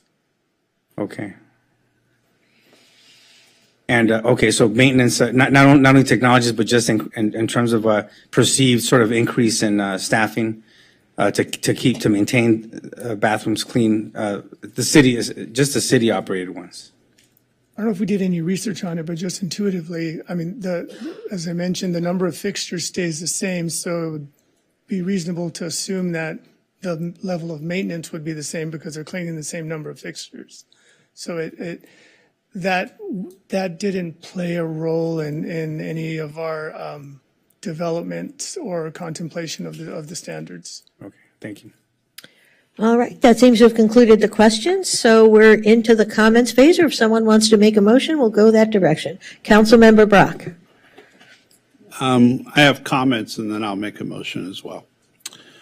And a point of personal privilege for a minute. Well, it's still in comments, but. Well, right, but we don't do points of personal privilege. Just go to your comments. Just comments. So I want to be very clear. because a newspaper article misinterpreted my uninformed words last weekend when I was on a hike, had not looked at the agenda yet, not looked at the measure. I am always, and always have been in favor of gender-neutral restrooms. However, I'm also in favor of women, children, and those of any religious persuasion having privacy. My question concerned my knowledge of past, basically the fact that men are pigs. Sorry, men. Me too. We're all pigs. And I was concerned that women would not feel safe. Now, you can say that's uninformed. I don't think it's uninformed. That's from hundreds of years of past history. However, looking at R&D, looking at Elefante, looking at places I've been in West Hollywood, Los Angeles, other cities where there are gender-neutral restrooms, I've never felt a problem and never felt that a other person would have a problem either, because they actually have the chance to go into a locked room by themselves. So I want to be very clear with everybody. I have no problem with gender-neutral restrooms, period. I have no problem with anybody and everybody being able to use a restroom privately, successfully, in peace and in safety. In our city, in Los Angeles, in the United States, and the world. Anybody who uses rhetoric that suggests that you have to keep the sexes separated in a restroom when there is an open area, that open area will add to the amount of people in the restroom and make it safer. So I wanted to make it clear, because I heard what I call destructive rhetoric without asking me for facts, without asking me how I felt. So I move this measure, this ordinance forward, if I have a second. Second. All right, we'll still have a chance to make comments. Moved by Brock, seconded by De La Torre. I have Councilmember Terosas, and then Councilmember Para, and then Councilmember Zwick.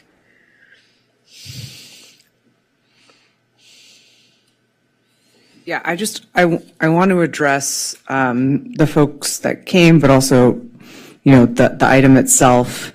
When I first read this item and heard that it was coming forward, I had zero inclination that this would be anything but a very easy one. And I'm quite frankly shocked and a little bit saddened at the number of public emails that I've received, kind of citing and recycling some of these transphobic tropes. So, I mean, I have to get this off my chest. I have to say it. And I have to say it to the city staff as well, who have worked really hard on this. And I think it's important that we're an inviting, safe, and inclusive community for everyone, not just some people. But not only are gender restrooms safe for the transgender community, they're also helpful for single parents. They're helpful for disabled folks like one of my friends who has muscular dystrophy, who has a permanent full-time caretaker who needs to be in the restroom with them. They are better for older adults, for our seniors. And there's actually empirical data from Cambridge University that gender-neutral restrooms actually decrease wait times because it gives folks more options. They're actually more cost-effective for builders, and they're safer. We know that bathroom access has played a really key role in discrimination across this country for years, with sex segregation posing a particular challenge. People are denied access to a school bathroom for being trans, and those people are more likely to attempt suicide. In fact, UCLA found that in DC, 70% of trans folks reported denied being accessed, verbally harassed, or physically assaulted in public restrooms. So I understand that folks are saying, oh, we have, men are pigs and we have to make sure women are okay. But, all of the design standards that we've seen make sense, are inclusive, are inviting, are safer, are more cost effective. And I see absolutely no issue with proceeding here. And I have spoken with our colleagues in West Hollywood who reported no incident. So I just want to let the public who are concerned know, let's do the research, let's get the data, because I make database decisions. So I'm really proud that our city staff have brought this forward tonight, and I'm proud that we initially supported this bill and sponsored this bill when it came to the state. Thanks. Thank you. Councilmember Parr. Thank you. I wanted to begin by thanking all our speakers, our courageous speakers that came and shared their stories. I'm a little emotional tonight because I've got stuff going on. But it's really important that we talk about this topic because it is one that is very sensitive and it's really important. And I think that it's one that really needs a lot of education. And I think that when people begin to talk about it in a way and maybe about in terms of public safety, it's because they just don't know. And so I think rather than begin with accusations like some of our community groups did. They began to accuse and use rhetoric and name call. I think that a better solution would have been, hey, let's talk and let's educate and let's come together. Because I think that as a community, that's what we need to do. We need to come together. We need to educate and talk and research and share that information. And I appreciate the community members that reached out to me right away to talk, to share, and to educate me. Because that's who we are. That's Santa Monica. We are an inclusive community, and that's why this item got brought forward. And I appreciate that. I appreciate the ability to be able to share and to be a part of that. And so, I have a sibling who's part of the LGBTQ community, and her fight is my fight. And that's what I told a couple of our residents. And I am here to understand, and to be a part of it. And if I don't understand, I know who to reach out to so that I can understand and be a part of it. I don't want to be called names. I don't want to be a part of that rhetoric. I want to be a part of the team, and I want to lead with kindness. And I'm really disappointed in some of the rhetoric and the name calling from some of these community groups that I'd look to for leadership and guidance. And so with that being said, I'm thankful for your stories, and it touched my heart, and I appreciate that all the work that our city staff did to bring this forward. I would really appreciate more education and more info for our community so they can understand a little bit more about what we're trying to accomplish here and how this is going to look and work for everybody. Just like I was asking those questions, and I'm a city employee and I work with fire codes and building codes, I still had to ask these questions. And so if I had to ask it, I'm sure that other community members need to ask it as well. And so for some people, these may be common sense measures, maybe not, so let's talk and let's understand and let's work together so that it's, so that it makes more sense, for everybody. And, I think that's all I have to say right now. So thank you for your time. All right, Councilmember Zwick.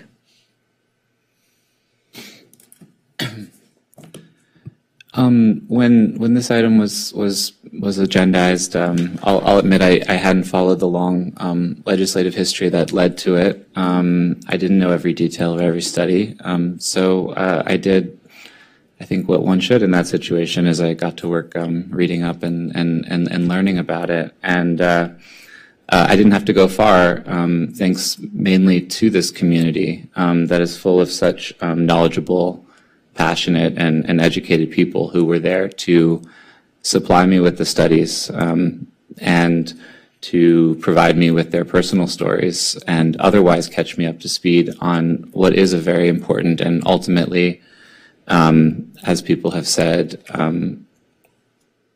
non-controversial item when one is able to have done their proper homework and research. And everyone is entitled to a feeling, and yet, as elected officials, we need to be governed by facts. And I just want to again thank the community for coming out and helping educate all of us and the greater community. I hope that these stories and studies are continue to be shared. I appreciated the staff report, but I also appreciated the many ways in which the community sort of filled in greater context and greater research to really make it clear to everyone. And again, while change sometimes brings about discomfort, I appreciated what another commenter mentioned was that our public bathrooms are not just a sort of basic function, but they're a statement about who belongs in our society. And we don't have to go back very far in history to a time when other groups of people were either denied access or segregated from spaces like these. And it shouldn't have an impact that's any different when you bring up these situations, but it's a useful test for oneself, perhaps, to make when thinking about an issue like this. And say we substitute for gender the notion of race. And, would we be countenancing people making comments about how they would be uncomfortable with that situation? And I think that quickly throws into relief the actual question that we're looking at here. And I think it's one that when we look back on this in 5, 10, 15 years, I think we'll be in a different place, and we'll perhaps be shocked that we were even having this debate. But I'm very excited to see Santa Monica lead the way, and I'm very proud to be a part of the community that spoke here tonight. Councilmember De La Torre. A lot of what I was going to say has already been said, but I'm inspired by Councilwoman Parra's comments, because this is a teachable moment. I mean, we're one of two cities that are trailblazers in this. One city, West Hollywood, has just implemented this policy as of December. So this is new, and I think what's really important is that we, regardless of policy change, like, I remember reading one time around racial justice, and it's like you can't legislate racial justice. Just like we might change, make a policy change today. There are still, feelings, concerns, misinformation, you can call it. But people have these feelings, and it's real, and it takes time for policies and people to get accustomed to the change. Some people are very accustomed to going to a men's restroom and a women's restroom.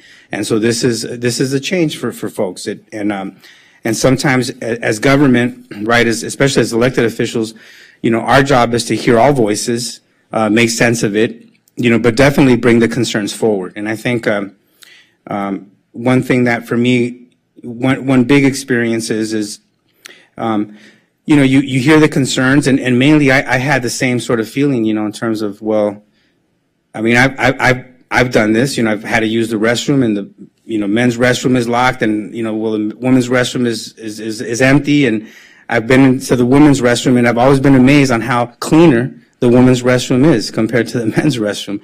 And so when I started hearing from women in the community, who were saying, hey, this is a concern for my privacy, my safety, and all that, I thought it was important to ask those questions. Those public safety questions needed to be asked. I asked them. I talked to our city attorney, vetted it all, started looking at the restrooms today in a different way. I mean, I have to admit that, yes, I would take it for granted, that I can go into the restroom and go into either, any restroom and not think twice about it.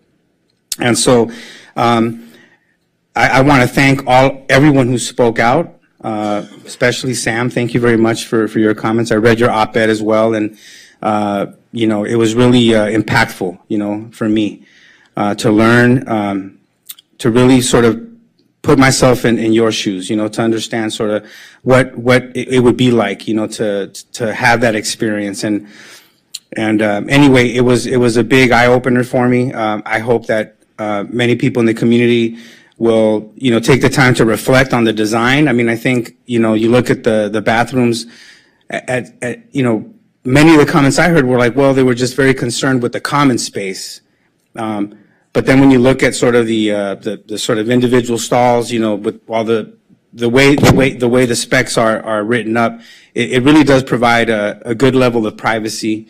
And I think it's workable for our community, and I'm glad that we're moving forward and that we're providing a more accessible bathroom experience for all people. And it's not just for one group of people, but it's for all people. And we heard about all the different ways that this is a better public policy. So it's something that I think we should all be very comfortable in supporting. So anyway, that's all I'm going to say. Thank you. All right, so I have a few comments. I'm going to try and keep them brief. This is a civil rights issue. This is about equal access to a fundamental facility in the public sphere. And I agree wholeheartedly with Councilmember Zwick. This was exactly the kind of rhetoric we heard back when they were integrating restrooms in the South in the 60s. Well, if we share racially integrated bathrooms, we'll feel less safe, or they won't be as clean, or I'll be uncomfortable. And if we heard someone say that today in a racial context, we'd be horrified. And I don't know why we're any less horrified to hear it in a different context here this evening. This is a civil rights issue, and the idea that somehow, we can sort of couch discomfort as being not discriminatory really bothers me. I understand people are uncomfortable. People were uncomfortable in the 60s when they integrated schools. They had to have the National Guard escort little girls into schools so that blacks and whites could learn together. And to me, this is really important. I agree with Councilmember Parr that this is a teaching moment, because I think that the two things I want to take away from this evening are, first, that words have meaning.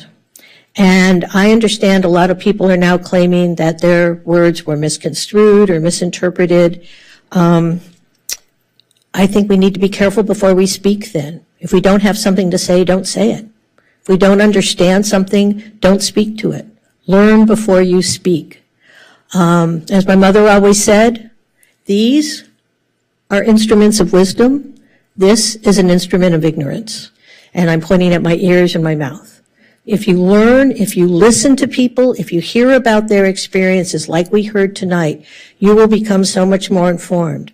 But when you speak without listening first, without learning first, then we end up in the situation we had this evening, where very many members of our community were very hurt by words that they heard. And I don't think those words were intentionally hurtful, but that's not the point. The point is people were hurt.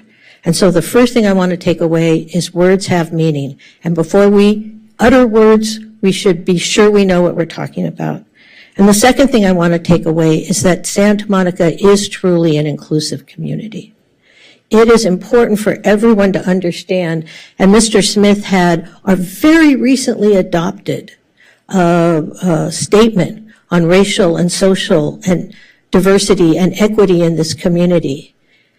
And if those are just words on a page, then we should be ashamed of ourselves. If we don't live every day of our lives as members of this city council and members of this community, making those words meaningful, then we might as well take them out of our priorities. Because the words don't matter in that context. What matters is the actions we take. So I'm hopeful that we'll all understand that words can be hurtful, but that it isn't just enough to say the right words. We have to do the right things. And tonight we have the opportunity to do the right thing, and I'm looking forward to voting on this matter. Seeing no other hands, Mr. De La Torre? Yeah, I just want to, I know because Councilwoman Negrete is not here to defend herself, but she did send me a text message earlier, and I just want to make it very clear and reiterate what she said in her text. She said, At no time did she ever make a transphobic comment, like this was not. And we made her statement, she issued a statement, it's a matter of the public record. Correct. And if anything, most of the concern was really about men, about one thing that, I don't care, what gender you are or what your identity, however you identify, one thing that we all have in common is, most of the threats come from men. And that's an unfortunate reality of our society. So I just wanted to clear that up. And I hope, Mayor Davis, your comments right now regarding sort of our words and our actions matching our words, I think is very important, and I can give many examples of how this council, not just this council, but the council, as an entity, has failed in terms of living up to the words that are promised, in terms of delivering equity or racial justice or any other type of justice to historically marginalized groups. So I just want to make sure that I hear what you're saying, and I hope that what we say today also applies to other issues of injustice that are experienced by other members of our community as well. Thank you. I have one other comment. And I'd like to move the item. It's already been moved. You seconded it. Councilmember Brock. I want to not respond to you, Mayor, but I did want to mention to the public that this is a long-term effort. This is about new construction and major remodels. But there's something else I think that's fundamental. For all of you who own stores in Santa Monica, for all of you who own restaurants in Santa Monica, for all of you who own small businesses in Santa Monica, I hope you can remove the male and female designations on your restrooms and just make them unisex. Let anybody go into that restroom if they're single-use restrooms. Eliminate that male and female. That will help lead us on the way by example at every small business, every bakery, every restaurant, every paint store, every small supermarket that has single-use restrooms. Take off the male and female designations now. Let's move forward together. Thank you. All right, we have a motion by Brock, second by De La Torre, to move the staff recommendation, which includes both adopting a finding of no possibility of significant effect pursuant to Section 15061 of the California Environmental Quality Act guidelines and the first reading of the attached proposed ordinance to add Chapter 8.110, gender-neutral public restroom access, to the Santa Monica Municipal Code. May we have a roll call vote, Ms. Anderson-Warren? Sure. Councilmember Swick? Yes. Councilmember Parra? Yes. Councilmember Brock? Yes. Councilmember Terosas? Proudly, yes. Councilmember De La Torre? Yes. And Mayor Davis? Yes, that passes unanimously 6-0. Next, we move on to introduction and first reading of an interim zoning ordinance extending interim zoning regulations adopted by interim zoning ordinance 2738 to eliminate the prohibition of certain restaurants with frontage on the 3rd Street Promenade.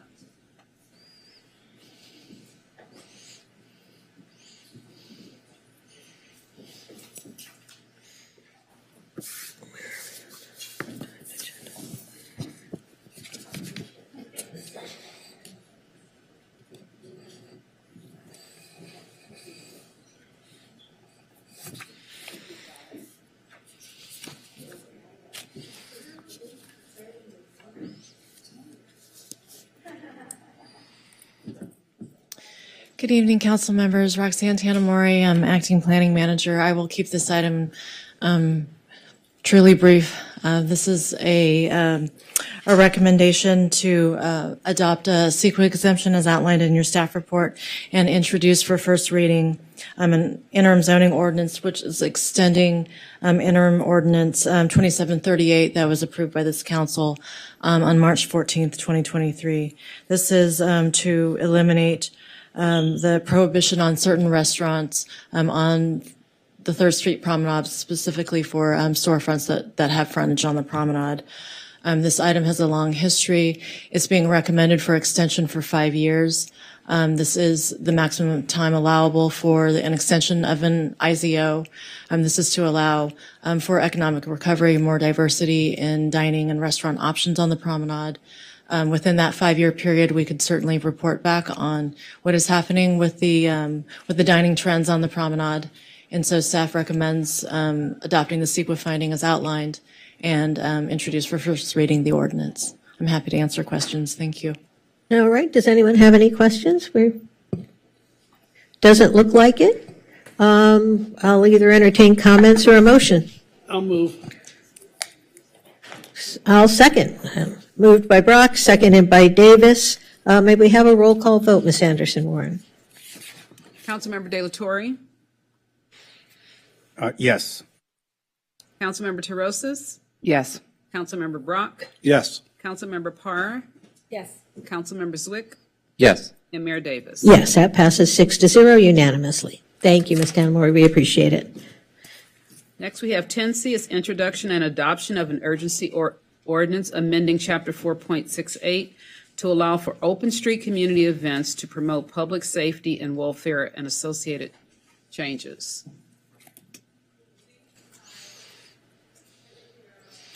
Everyone's leaving. Is anyone doing a staff report?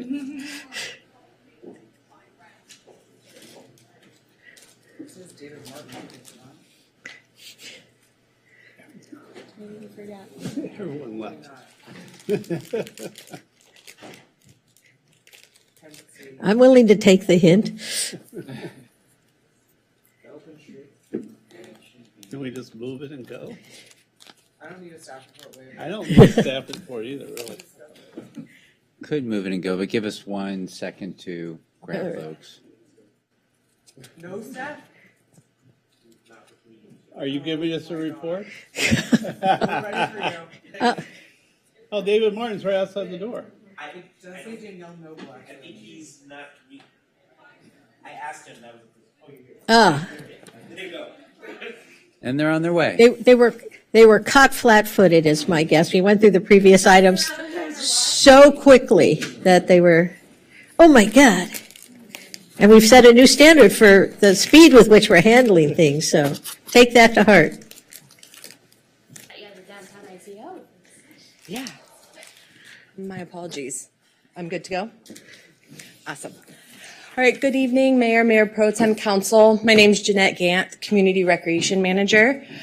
This evening, we're bringing forward an urgent ordinance to amend Chapter 4.68 of the Municipal Code, which, among other things, authorizes and provides regulation on the various type of community events allowed in the city.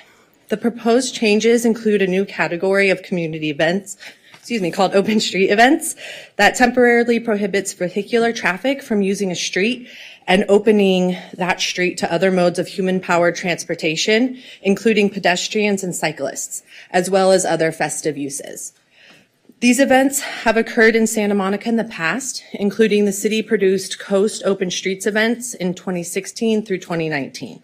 Historically, requests received from local partners required council action via the adoption of a resolution to authorize a road closure, and also required council to authorize the city manager to negotiate and execute an MOU with the event organizer for the event.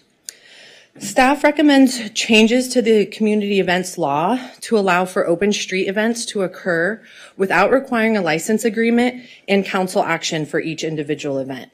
These changes will allow for more open street events to take place in support of the city's economic recovery and will reduce the burden on staff and council and set in place a policy for when these events can occur. To minimize traffic and noise impacts on residents and businesses, staff proposes to restrict the number of events and days that open street events can occur, Open street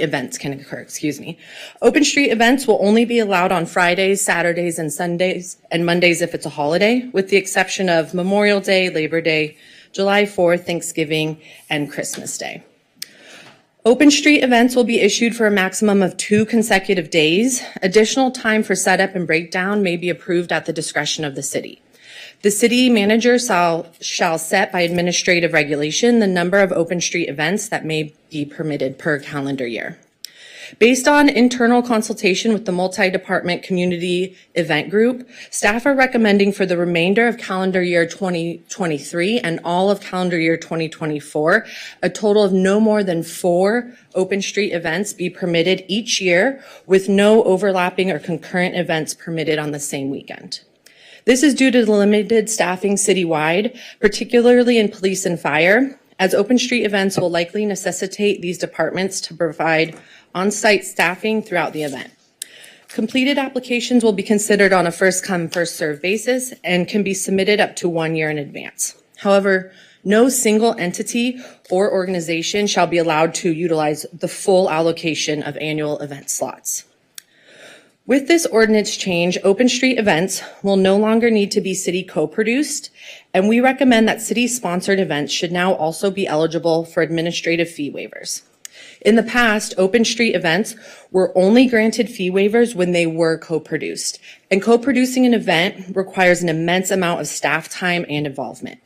Allowing city-sponsored events to be eligible for fee waivers will reduce the burden on staff while still granting event organizers the fee waivers that they received in the past.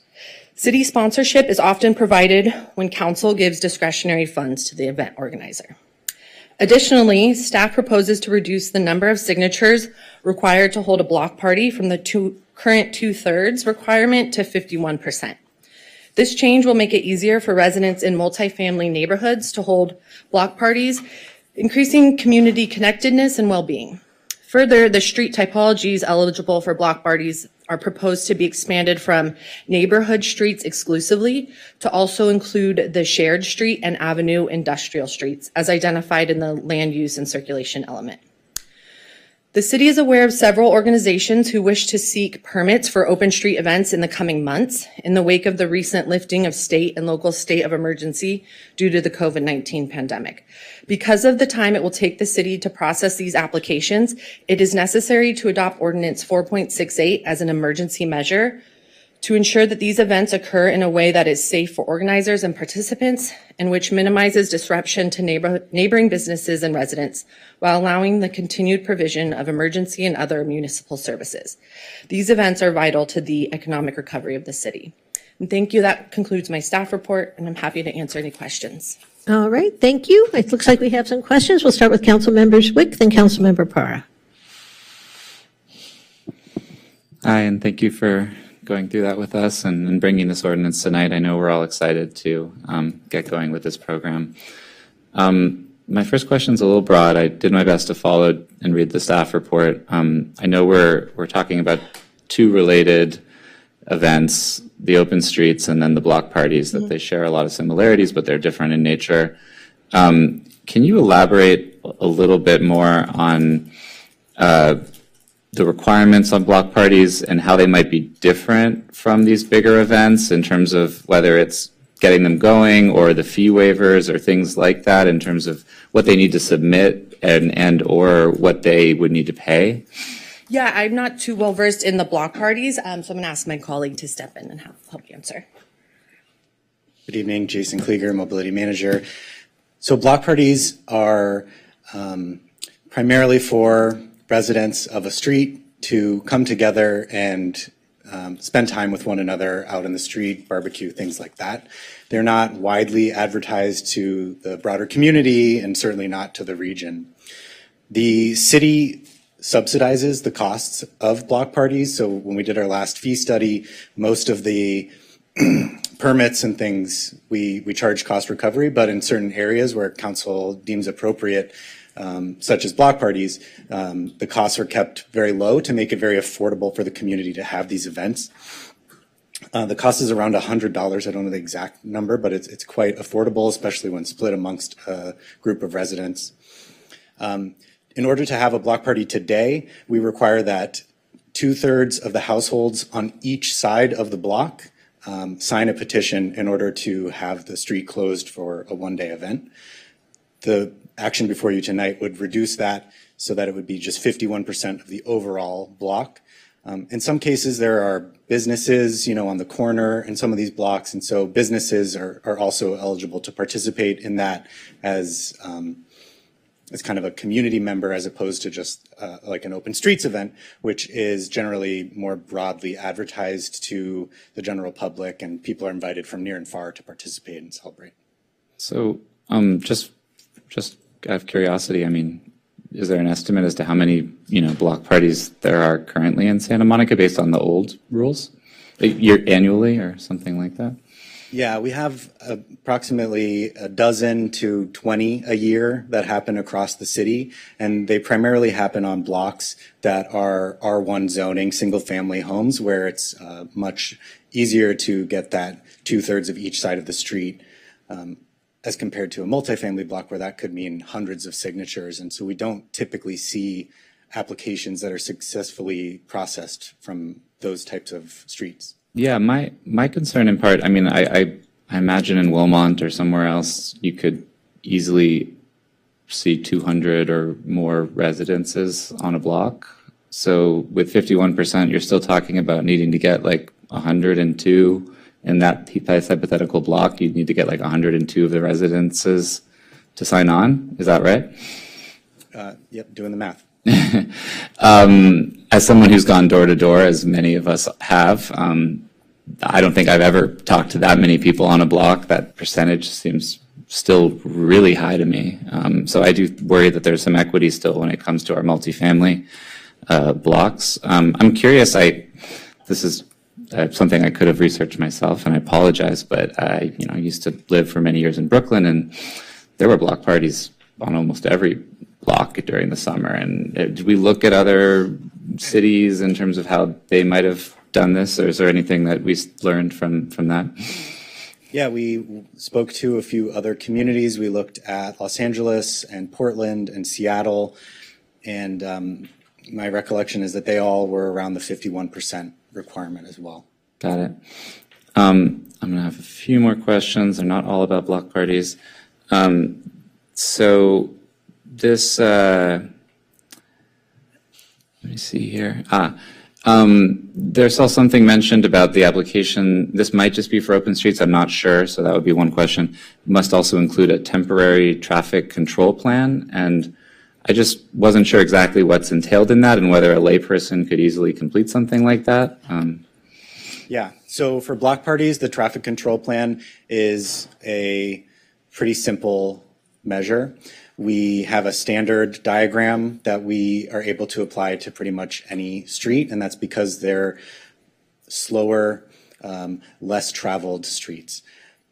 The city also has signs and barricades at the city yards that we loan to successful block party applicants to use to do the traffic control. It's basically putting up some signs at each end of the block to say that it's closed. For open streets events, where they're busier streets with many intersections and driveways and generally traffic signals and all these sorts of things involved, a traffic control plan is something that an engineering firm that would generally be hired by the producers to create would do for them. It would be then submitted to the city as part of that application package, and we would review it. There may be a few rounds of back and forth, but the purpose of it is to control traffic, to include a detour plan, and to keep the participants safe from vehicle incursions. Separate question, not sure who it's for. There was a mention that the current recommendation would be that the city manager would set a total number of events per year, and currently that recommendation was for 4 events. Is there a mechanism whereby council could raise this cap in the future, or would we have to amend this ordinance? We left the wording such as it's up to the city manager authority, so that we wouldn't necessarily need to bring it back to council to amend the ordinance again, because in the ordinance there's not a set number. That's just our recommendation for the next 2 years while we get it figured out. Like could council do something to change that number? Sure. But without amending the ordinance, or? The council could change the number right now, or the council could say that the number could be changed by resolution in the future. Okay. And then Looking again at fees, it said a permittee shall pay the city for city departmental service charges incurred due to the permittee's activities. I'm just curious if we can elaborate on what that part means and in terms of what those kind of charges might be. Yeah, so there's a wide variety of fees that an event producer would likely need to pay to the city for permit application fees, staffing fees, generally. So there's like the traffic control plan.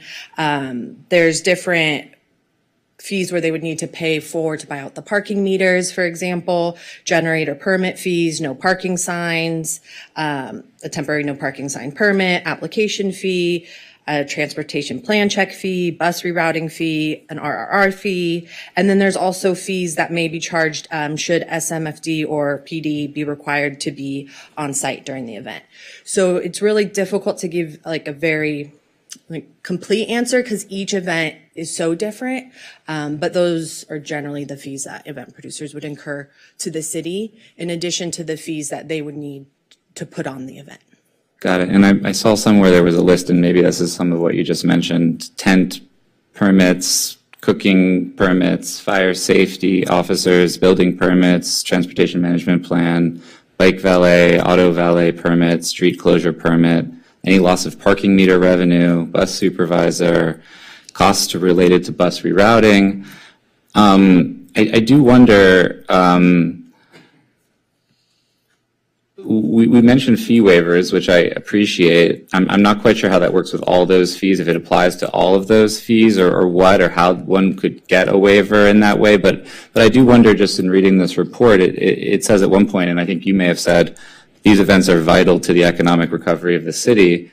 And yet at the same time, when I look at all of those fees, I think sometimes, generally if you want to see less of something, you tax it. And if you want to see more of it, you subsidize it. And I can't help but feel that when I read these long lists that we might end up discouraging the exact thing we're hoping to encourage. And I want to just really understand how we can make sure that we're not doing that. Yeah, that's a great question. Great point. So that list is a catch-all of every possible fee an event organizer could incur. It's unlikely that all events would incur all of those fees there, but we do list them out. Just because you never know. We are recommending that we add the word sponsor to our area for fee waivers so that city-sponsored events can have a large majority of those administrative fees waived. So those would be like application fees, permit fees, and we have some administrative guidelines where those could be at the department head's discretion. We would not recommend tonight waiving the staffing fees for the event, but a large majority of those, like I said, the permit fees, the application fees would be waived should the events be sponsored. Meaning that the city, by resolution, the council would just say they're sponsored, or they would have to give money? So there's a definition for sponsorship of events, but the most common way we believe Open Streets events will get to that sponsorship level, if you will, is by the council allocating discretionary funds to the event organizer, which is pretty common. It's already been done for Montana Art Walk, and this ordinance hasn't even been passed. So you all applying your discretionary funds to the event signals and kind of checks that box to us that this is a city-sponsored event. There's also other ways to obtain sponsorship via like the department head, but that for these events would probably be the most common. And the method of waivers would just be a simple checking a box or a request on the part of the applicant, and it's at the discretion of the department head whether to grant it? Yes, so once the event is checked as city-sponsored, that would alert staff that this list of fees would be available to be waived, for lack of a better term, and then the department head would approve the fee waivers. Okay, thank you. Councilmember Para. Okay, thank you for your report. Councilmember Zwick actually asked quite a few of all my questions, but there are a few more that I have. So regarding the block parties. And so I know that in the staff report, it specifically called out multifamily block parties. So it didn't reference a change to the single family block party permits. So those would still require a 2/3 signature, 67? Because it only said it said multifamily neighborhoods to hold block parties. It didn't say single family neighborhoods. I think the wording in there was to signal that this would benefit multifamily neighborhoods. It would be applied to all block parties consistently throughout the city. Okay. Yeah. It's just we're doing it namely to make it easier for those neighborhoods to host block parties so because the higher percentage is quite difficult to obtain. That was unclear to me because it sounded like only multifamily, and then it sounded like only the open streets for in the commercial districts. So thank you for that clarification. And then one of the other things too that I noticed, I think we need to clean up some of the language regarding application fees, because there's different for block party fees. It says 67, 68 in one page, and then when you open up the actual application, it says $57.88 to $62.95, and then you open up something else, and then there's just different amounts all over the place.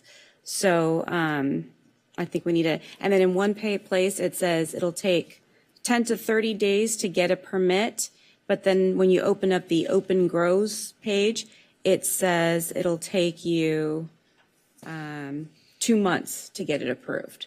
So there's a lot of discrepancy between what the FAQ page says versus what it says on open grows. So those two need to be cleaned up. And then the actual, because I do a lot of block parties in my neighborhood, and we're actually about to do one with Pico neighborhood. Well, that's before COVID, and that was before being on council. So this is Gandara Park. Okay, I know. Okay. We'll all go to Councilmember Parr's block. Well, you guys are all welcome, but we're about to do one with the Pico neighborhood, and we're going to do it on our block. So that's why I know, because I've been asked.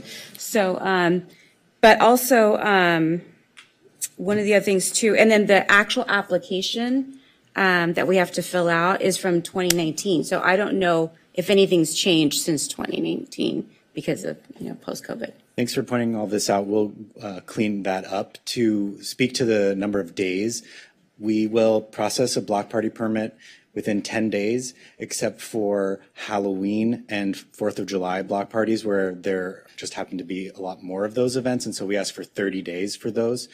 I think the 2 months that you're seeing is an auto-generated timeline that the City Grows platform creates, and that might be longer because there are abandoned workflows that are in there, so it might be skewing the data. So it's really a 10-day processing or a 30-day for those two big holidays. Because that's confusing for someone like the layperson, because I clicked it and it said 2 months. I'm like, no, because we want to do it next month. So I was like, that can't be 2 months because we want to do it, So it would be really nice just to have that cleaned up. And then in terms of, have you always charged a deposit for the barricades? Because I don't remember having to do a deposit before for barricades.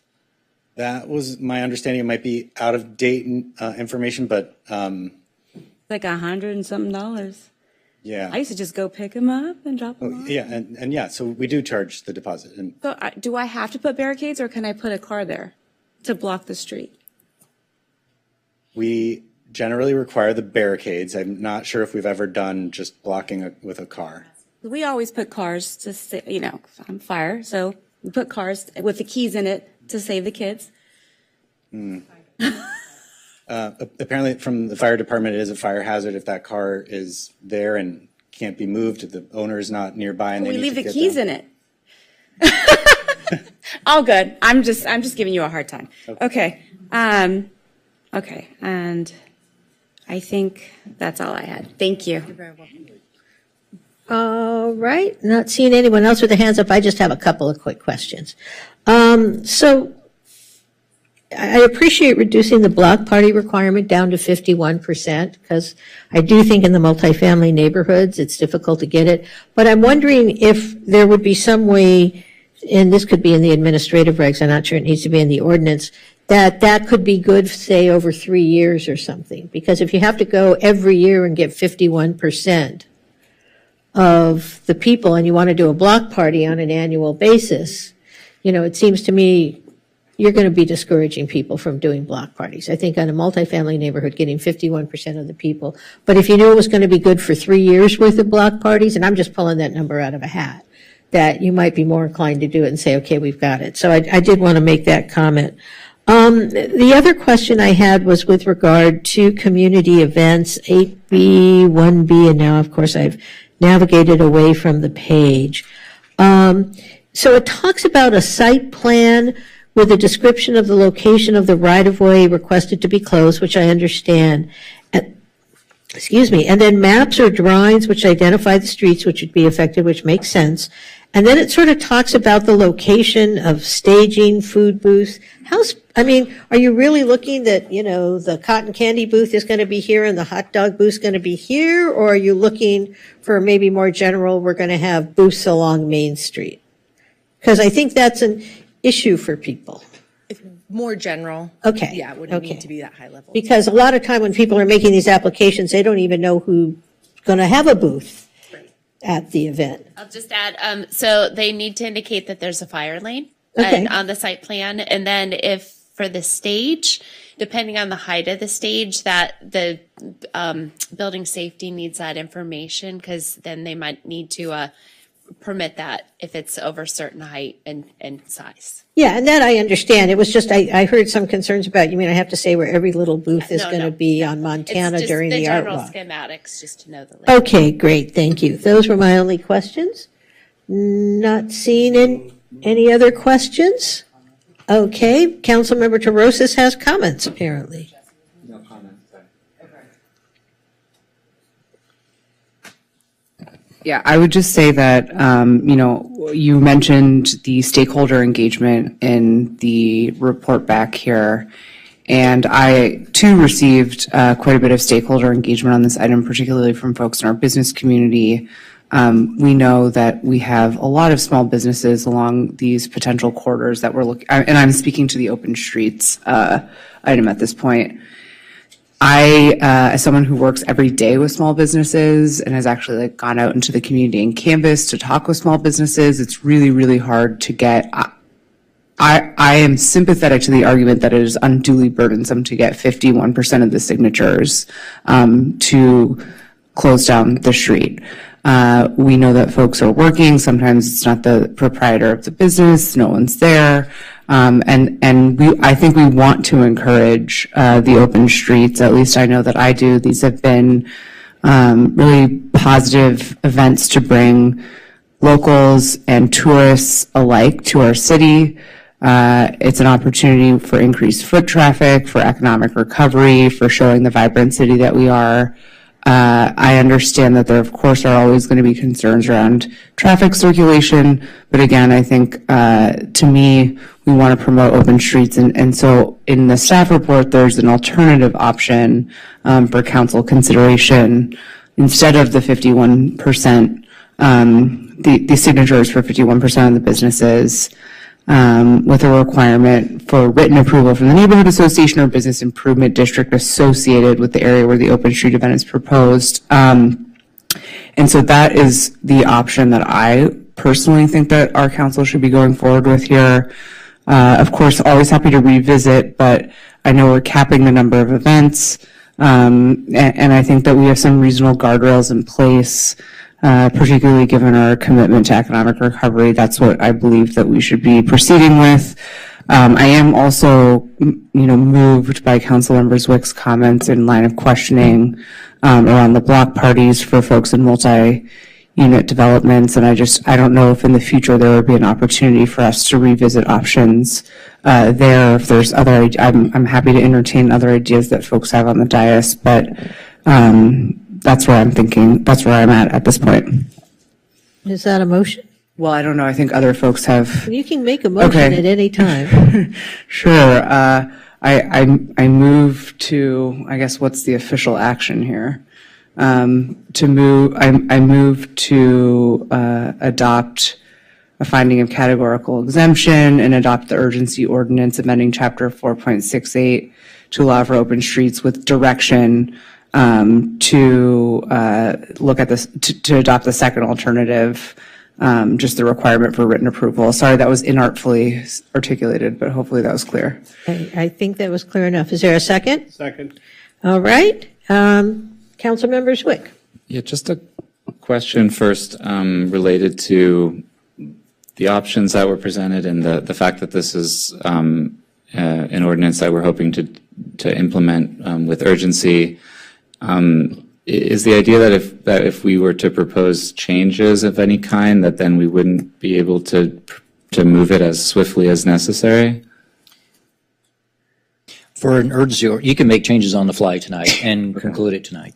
But it does take 5 votes to Right. pass because it's an emergency ordinance. Great. Okay. Well, I mean, I would just say I agree with Councilmember Terosas that there should be. I appreciated the staff option that with the written approval of a bid or neighborhood group that could suffice as well. I was just another question. Is that apply to block parties as well, or was that just for the open streets provision?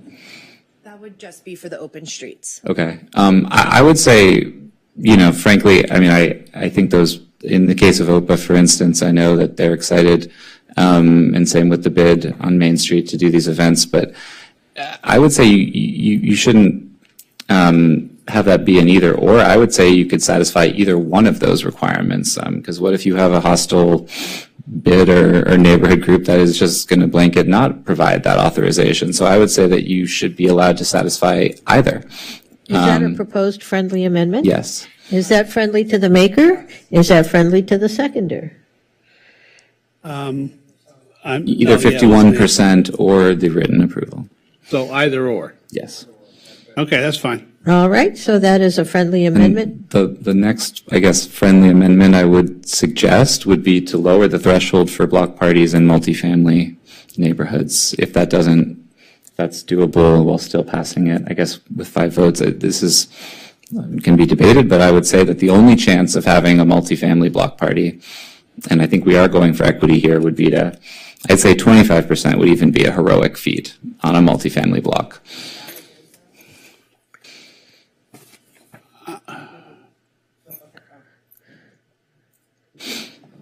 I think heads are nodding up and down or shoulders are shrugging.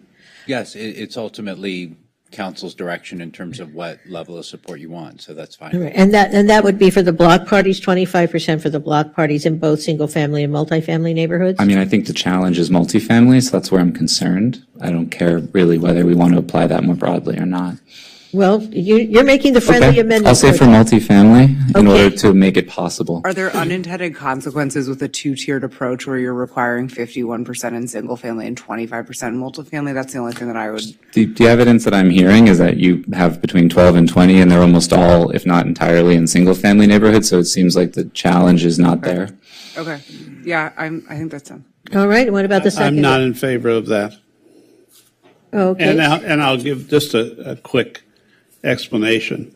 If you live in an apartment block and all of a sudden your street's going to be closed and for that day, and you had no knowledge of it, didn't have a chance to say yes, I predict the Santa Monica police are going to get numerous complaints that day. Well, there is a notice. And because of that, I think 25% is insufficient to make sure that the entire block knows, understands, and supports. So if you have a majority of the neighborhood, I understand it. You're doing a quarter of the neighborhood. And it's not a matter of doing the party or not. It's also a matter of making sure your neighbors don't hate you after that day. So I honestly think there has to be, I would stick with the 51%. So in that case, I will not support that as a seconder. But you can always do a substitute motion. I would propose a substitute motion that includes that. All right, what is the substitute motion? That we adopt a finding, categorical exemption, introduce and adopt this ordinance on an urgency, with urgency, that it allow either threshold when it comes to a bid a street either receiving the approval of the local bid or neighborhood group or receiving 51% of signatures from that particular street, whether it be businesses or residences, depending on the location.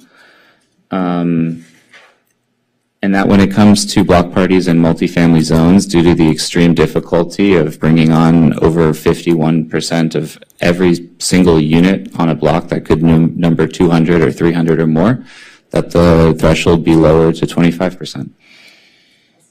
All right, moved by Zwick, seconded by Terosas. May I ask a question of staff? The people signing onto the petition, there's still separate notice given to people on the street when the street's being closed, is that correct? Or at least there have been when it's happened on my block. So if you apply for a block party permit and it's approved, you need to provide a notice to all of the residents and businesses on the corridor at least 72 hours in advance. I imagine we might want to increase that if we're reducing the 25%. So people have a so the 14 days is for the open streets, and then you're saying 72 hours is for the block party? Right. Okay. I mean, I'd be open to that as well. Well, okay, it's your motion, so. I mean, I take a recommendation. I don't think that's a recommendation of what? Well, staff's indicated that perhaps it should be more than 72 hours. I mean, is there a reason or a time that seems better to staff?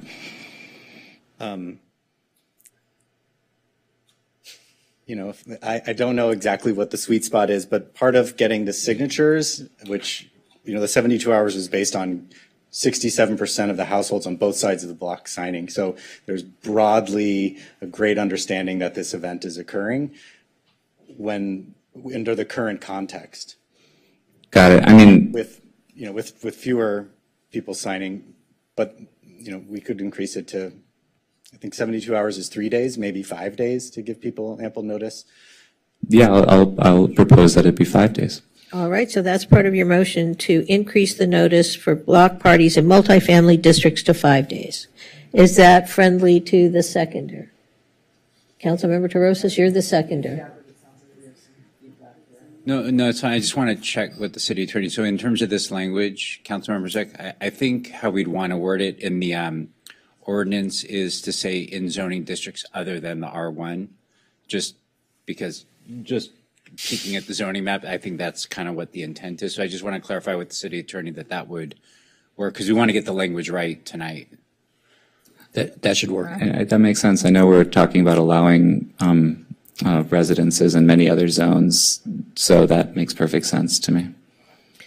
All right, so we have just a second. Yes. I just want to articulate the motion and then people can speak to it. We have a substitute motion that is the staff recommendation with the following amendments, which allows an open streets event with 51% of the affected businesses and or residents, or with the permission of the affected bid, that in zones other than R1, 25% of folks who would be, of the residences who would be affected by the closure would need to sign a petition authorizing the closure, and once that petition was submitted and a permit was issued, there would have to be 5 days notice of the street closure. Does that adequately or properly summarize your substitute motion? More adequately than I did, yes. All right, and Councilmember Terosas is a seconder. All right, so I saw Councilmember Brock, Councilmember Parra. Could a building owner sign off on behalf of the building? Would that solve it? That's not how it's written currently. But I'm asking a question. That might be one of the solutions. I'm concerned that knowing how volatile some of our residents are in apartments, that even with the 5 days, they may have to move their cars. They have to figure out where else to park. They can't get out of their driveways if they have a front driveway.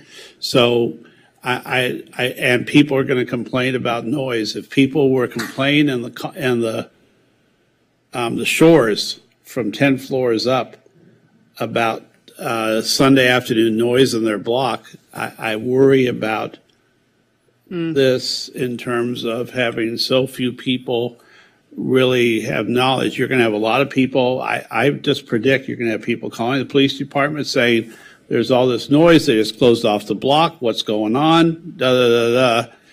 And I think you need to take all that into account at the same time. That would be my concern. Take it or leave it, but I think you need to be able to find a way to make sure there's vast approval on that block for an event. Or you have to confine it maybe to half a block, or, the areas in front of the apartment houses that you've discussed it with, but maybe the building owner is another way. Yeah, as a response. Whoa. We're going to speak once at a time, and we're going to speak in the order in which I call on you. That is my prerogative as mayor. Councilmember Parr, then Councilmember Zwick. Thank you. So I had one benign question that I think I forgot to ask.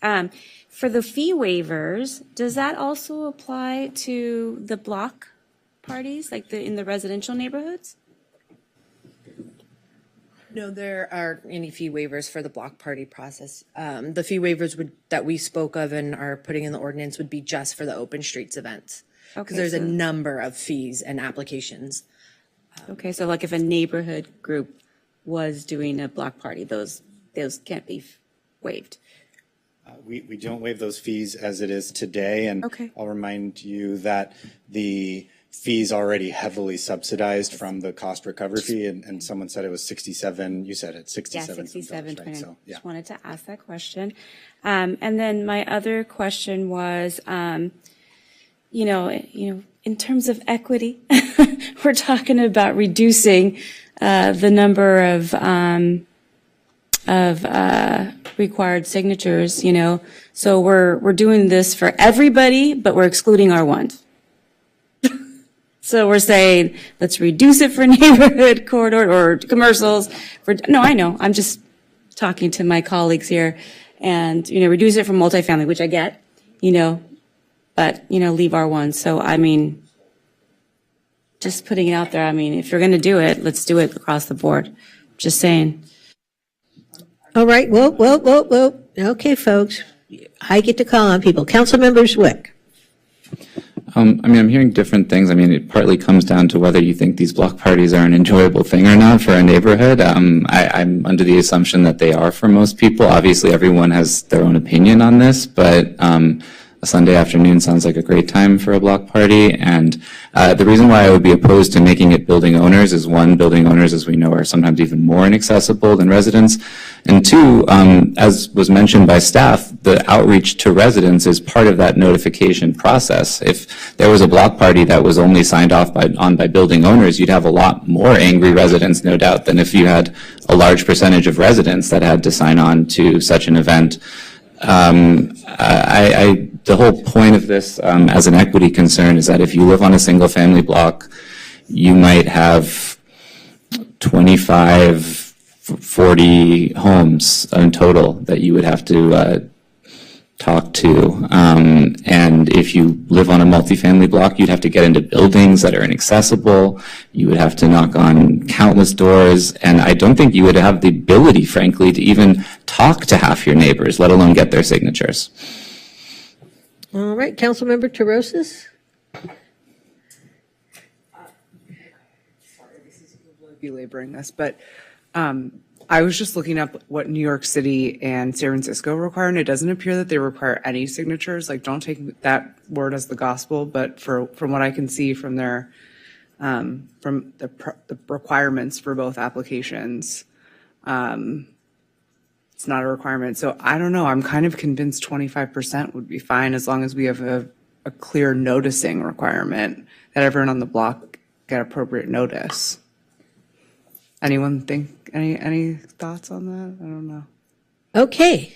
I'm really going to drive her crazy here. Yeah, you're really going to drive me crazy. Mayor, So we have. Mayor, could I clarify something? Sure. We've been focusing on residents, but if it's a mixed commercial, we need to say residents and businesses, right? Point. Okay, residents and businesses. Then does that? That's what the existing ordinance says. But we've been talking about residents. Right. Okay.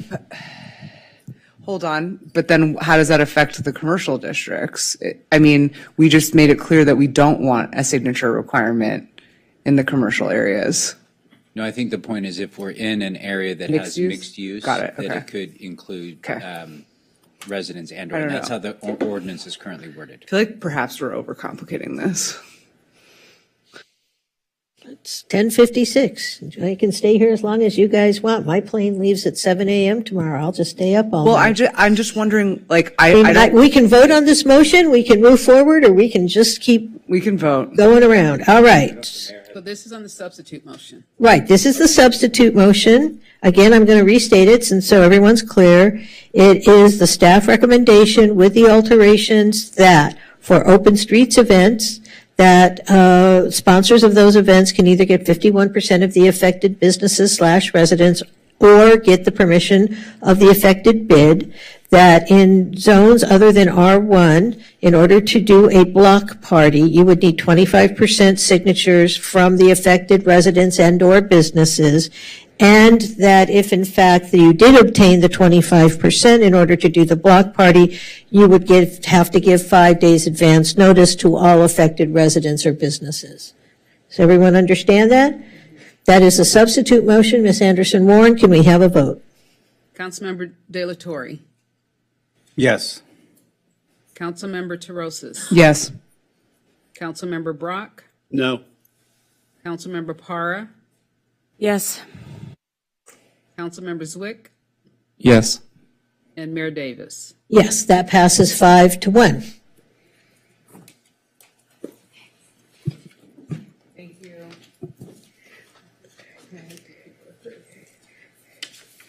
All right, and in anticipation of the fact that it's about to be 10:58, I will entertain an anticipatory motion to go past 11. I'll move that we go past 11 to finish up. All right. Moved by Brock, seconded by Terosas. Voice vote. All those in favor say aye. Aye. Opposed? Abstentions? Take it away, Ms. Taylor. Okay, thank you. Good evening again. This is really short and fast. So tonight I'm here to request adoption of a resolution declaring surplus property. I think, as you all know, California Surplus Land Act was enacted pursuant to Assembly Bill 1486 and 1255. Prior to the city's ability to sell or to enter into a lease or license agreement for 5 years or longer for city-owned properties, the city must comply with the Surplus Land Act process. And the act requires local agencies to formally declare publicly owned properties that are no longer necessary for the local agency's use as surplus land or exempt surplus land before beginning the disposition process. And I'll just stress disposition also means leasing. The process is outlined by the state is once a property is declared as surplus, the city issues a notice of availability. This is sent to all eligible entities registered with the state, primarily affordable housing providers. Then they have 60 days to provide a notice of intent to the city, and if NOIs are received, then that starts a 90-day negotiation time period. And if the city does not receive any notice of intent, then they may proceed with negotiating with other developers or interested properties for the disposition. So at this time, the city desires to declare 2 properties that are no longer needed for municipal purposes for long term. The first is 1444 7th Street. This site was formerly home to Fire Station 1 before they relocated down the street. Currently, the property is functioning temporarily as equipment and vehicle storage for our Promenade maintenance division, and also people's concern. In this summer, we're anticipating that the LA County Department of Mental Health Services will be storing their therapeutic transit van, and there'll be a small office for 3 staff. These are not long-term operations at the space, but in the event that the city does receive offers to purchase or lease this opportunity site, we would be evaluating options to relocate these interim uses within the downtown district. The second property is located at 1654 19th Street. This served as a headquarters for City TV. The facility's been shuttered since 2020. Currently houses, it's basically storing the equipment for the city's cable TV and video services. The city no longer needs this building for public use and recommends designating it as surplus for sale or long-term lease opportunities. And then in addition to declaring the two reference properties, the resolution before you tonight declares two remnant parcels associated with the city-owned property known as the Expo Kiss and Ride site. So previously, council declared in October of 2022, the blue outline area was declared a surplus, but there are two small remnant parcels that are marked on red here, which we need to add to the surplus declaration just to ensure full compliance with the Surplus Land Act. So the recommended actions tonight are to declare the city-owned properties at 1444 7th Street, 1654 19th Street, and the two remnant parcels as surplus lands, to adopt the resolution declaring these properties as surplus lands, and then to authorize the city manager or designee to take implementation actions necessary to comply with the Surplus Land Act. And that completes my presentation. If you have any questions, thank you. Thank you, Ms. Taylor. Does anyone have any questions? Councilmember Zwick. If this is outside the scope, just let me know. But the staff report mentioned, 3 other properties that were declared surplus land in March. The Euclid Street, 14th Street, and 16th Street. I believe they're all surface parking lots. I know we've had discussion in closed session about other properties like the Kiss and Ride and the Civic Center. I just hadn't heard back on those. Is there any status? Has there been interest in those properties, just out of curiosity? So we took to closed session proposals received for the Expo Kiss and Ride and the Civic Auditorium. We're still in the negotiation period, so we extended the 90 days for those to get some additional information that you all requested. So we'll bring those back as soon as we get those. The other 3 sites that you referenced from March, those were for purposes of housing. So I will check with my colleagues in terms of the noticing time period. I haven't worked directly on those, but we can provide an update. Maybe I just ask for some direction for just an update on some of those properties and if there are any constraints that might be, limiting them. I anticipate that would probably come back in closed session because it would involve some level of negotiation for land. Would that be correct? Yeah, and are we referring to the properties off of Wilshire, the parking lots? Right. Yeah, so those, if I'm correct, City Attorney, so those were exempted from the Surplus Lands Act, so there's no noticing procedure. Those would just go straight to RFP, and I can get you an update on the RFP. Oh, they were exempted from surplus land. Okay. They're exempted because they're 100% affordable housing, so we won't have to go through that process, but we're going to put them straight to RFP, and I'll get an update. And the RFP would be the next stage? Yes. Okay, got it. Thank you. All right, Councilmember TeRosis. Can I just, how did we make the determination that the city TV lot was no longer needed by the city? It was shuttered before COVID and it's not been operating. And we don't think that it's a good idea to maintain that in the event that we would want to bring city TV back. I know there was a lot of work that went into acquiring that in the first place. I think that's discussion that we want to have, but this frees us up to have those conversations once we can determine what the next steps are.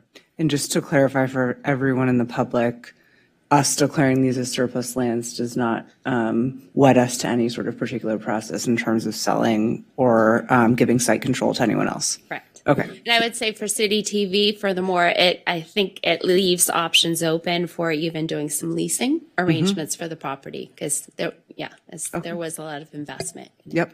Thank you. Okay, not seeing any further questions. Are there comments or a motion? I move. All right, moved by Brock, seconded by Parr to declare the city-owned properties at 1444 7th Street, 1654 19th Street, and the 2 remnant parcels near the Expo lot as surplus land in accordance with the Surplus Land Act, adopt a resolution declaring the city-owned properties as surplus lands, and authorize the city manager or designee to take implementing actions and adopt a finding of no possibility of significant effect on the environment pursuant to CEQA. That is the motion. Are we all understanding that? All right, may we have a roll call vote, Ms. Anderson-Warren? Councilmember Swick? Yes. Councilmember Parra? Yes. Councilmember Brock? Yes. Councilmember Terosas? Yes. Councilmember De La Torre? Yes. And Mayor Davis? Yes, that passes unanimously 6-0. Thank you very much, everyone. We continued item 16A, so we are on to 16B, I believe. 16B is recommendation to accept Abby Arnold's resignation from the library board and authorize the city clerk to publish the vacancy. I move that we accept the resignation with deep regret and sadness that Ms. Arnold is not only resigning from the library board, but leaving Santa Monica. She has done good work here, and she will be sorely missed. Can I get a second for that? Second. All right, moved by Davis, seconded by Terosas. We can do that via voice vote. All those in favor say aye. Aye. Opposed? Abstentions? That passes unanimously. Safe travels, Miss Arnold, and Godspeed. All right, 16C. 16C is request of Mayor Davis and Mayor Pro Tem Negrete that the council allocate $15,000 of council discretionary funds to the Ocean Park Association to help defray the cost of the annual 4th of July parade. And I think this is pretty self-evident. We all enjoy the parade.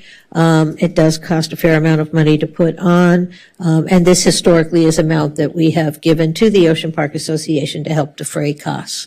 So I would move that we allocate $15,000 of council discretionary funds to OPA to help defray the costs of the annual 4th of July parade. I second. All right, moved by Davis, seconded by Brock. There's a question? Yes. How much do we have left in our discretionary funds? I think a little bit under 20,000 was the last estimate I heard. No, you had about 29 leading into this, so less than 15 will be about 14. Okay, about 14. Yeah, about 14. We don't have that much time. We have not very much money left. Well, right, but we do get a new allocation, although we don't know how much that allocation will be effective July 1st. So now it's gone then. So, no, if whatever we don't spend will roll over. So if we don't spend the additional 14,000, whatever we get effective July 1st will be up by 14,000. So the money doesn't go away. Although there was one year that it did, they took it away from us. It was very sad because they needed the money. All right, we have a motion by Davis, seconded by Brock. Because it's money, we'll need a roll call vote. Ms. Anderson-Warren. Councilmember De La Torre? Yes. Councilmember Terosas? Yes. Councilmember Brock? Yes. Councilmember Parra? Yes. Councilmember Zwick? Yes. And Mayor Davis? Yes, that passes 6-0. Happy 4th of July. Do we have any adjournments? Yeah. Yes. Okay. All right, Councilmember De La Torre. Yes, we do have an adjournment today. Santa Monica, especially the Mexican community from Santa Monica, lost a valuable member this morning. Rosemary Martinez was a Santa Monica native from a large old-time Santa Monica family that everyone knew in the Pico neighborhood. Her parents, Pancho and Elvira Martinez, raised their family on 17th and Delaware Avenue. Were very active in the St. Anne's Church. They were born and raised here in Santa Monica. Rosemary was active in politics, was very, very involved as one of the founders of the Pico Neighborhood Association. Her involvement in the community plights were always backed up by her personal convictions, con ganas, with desire, she would always say. She was very much involved with the Pico Neighborhood Association. She was also a photographer and fought a lot for city funding. She's a Buddhist. She still had strong connections to the St. Anne's community and was loyal to the elders that still exist there. She would provide updates all the time of the families growing up in Santa Monica. Rosemary was a fighter, a brave warrior, determined to survive and fight the cancer that she struggled with for many years. She had succumbed to that disease, and she's someone that, would always remind us to fight, fight, and fight on. And she will be sorely missed in our community and in the work in the neighborhood as well. Thank you for that. Any other adjournments? Not seeing any. We will adjourn this meeting and we will convene on Tuesday, May 9th at 5:30 p.m. Thank you.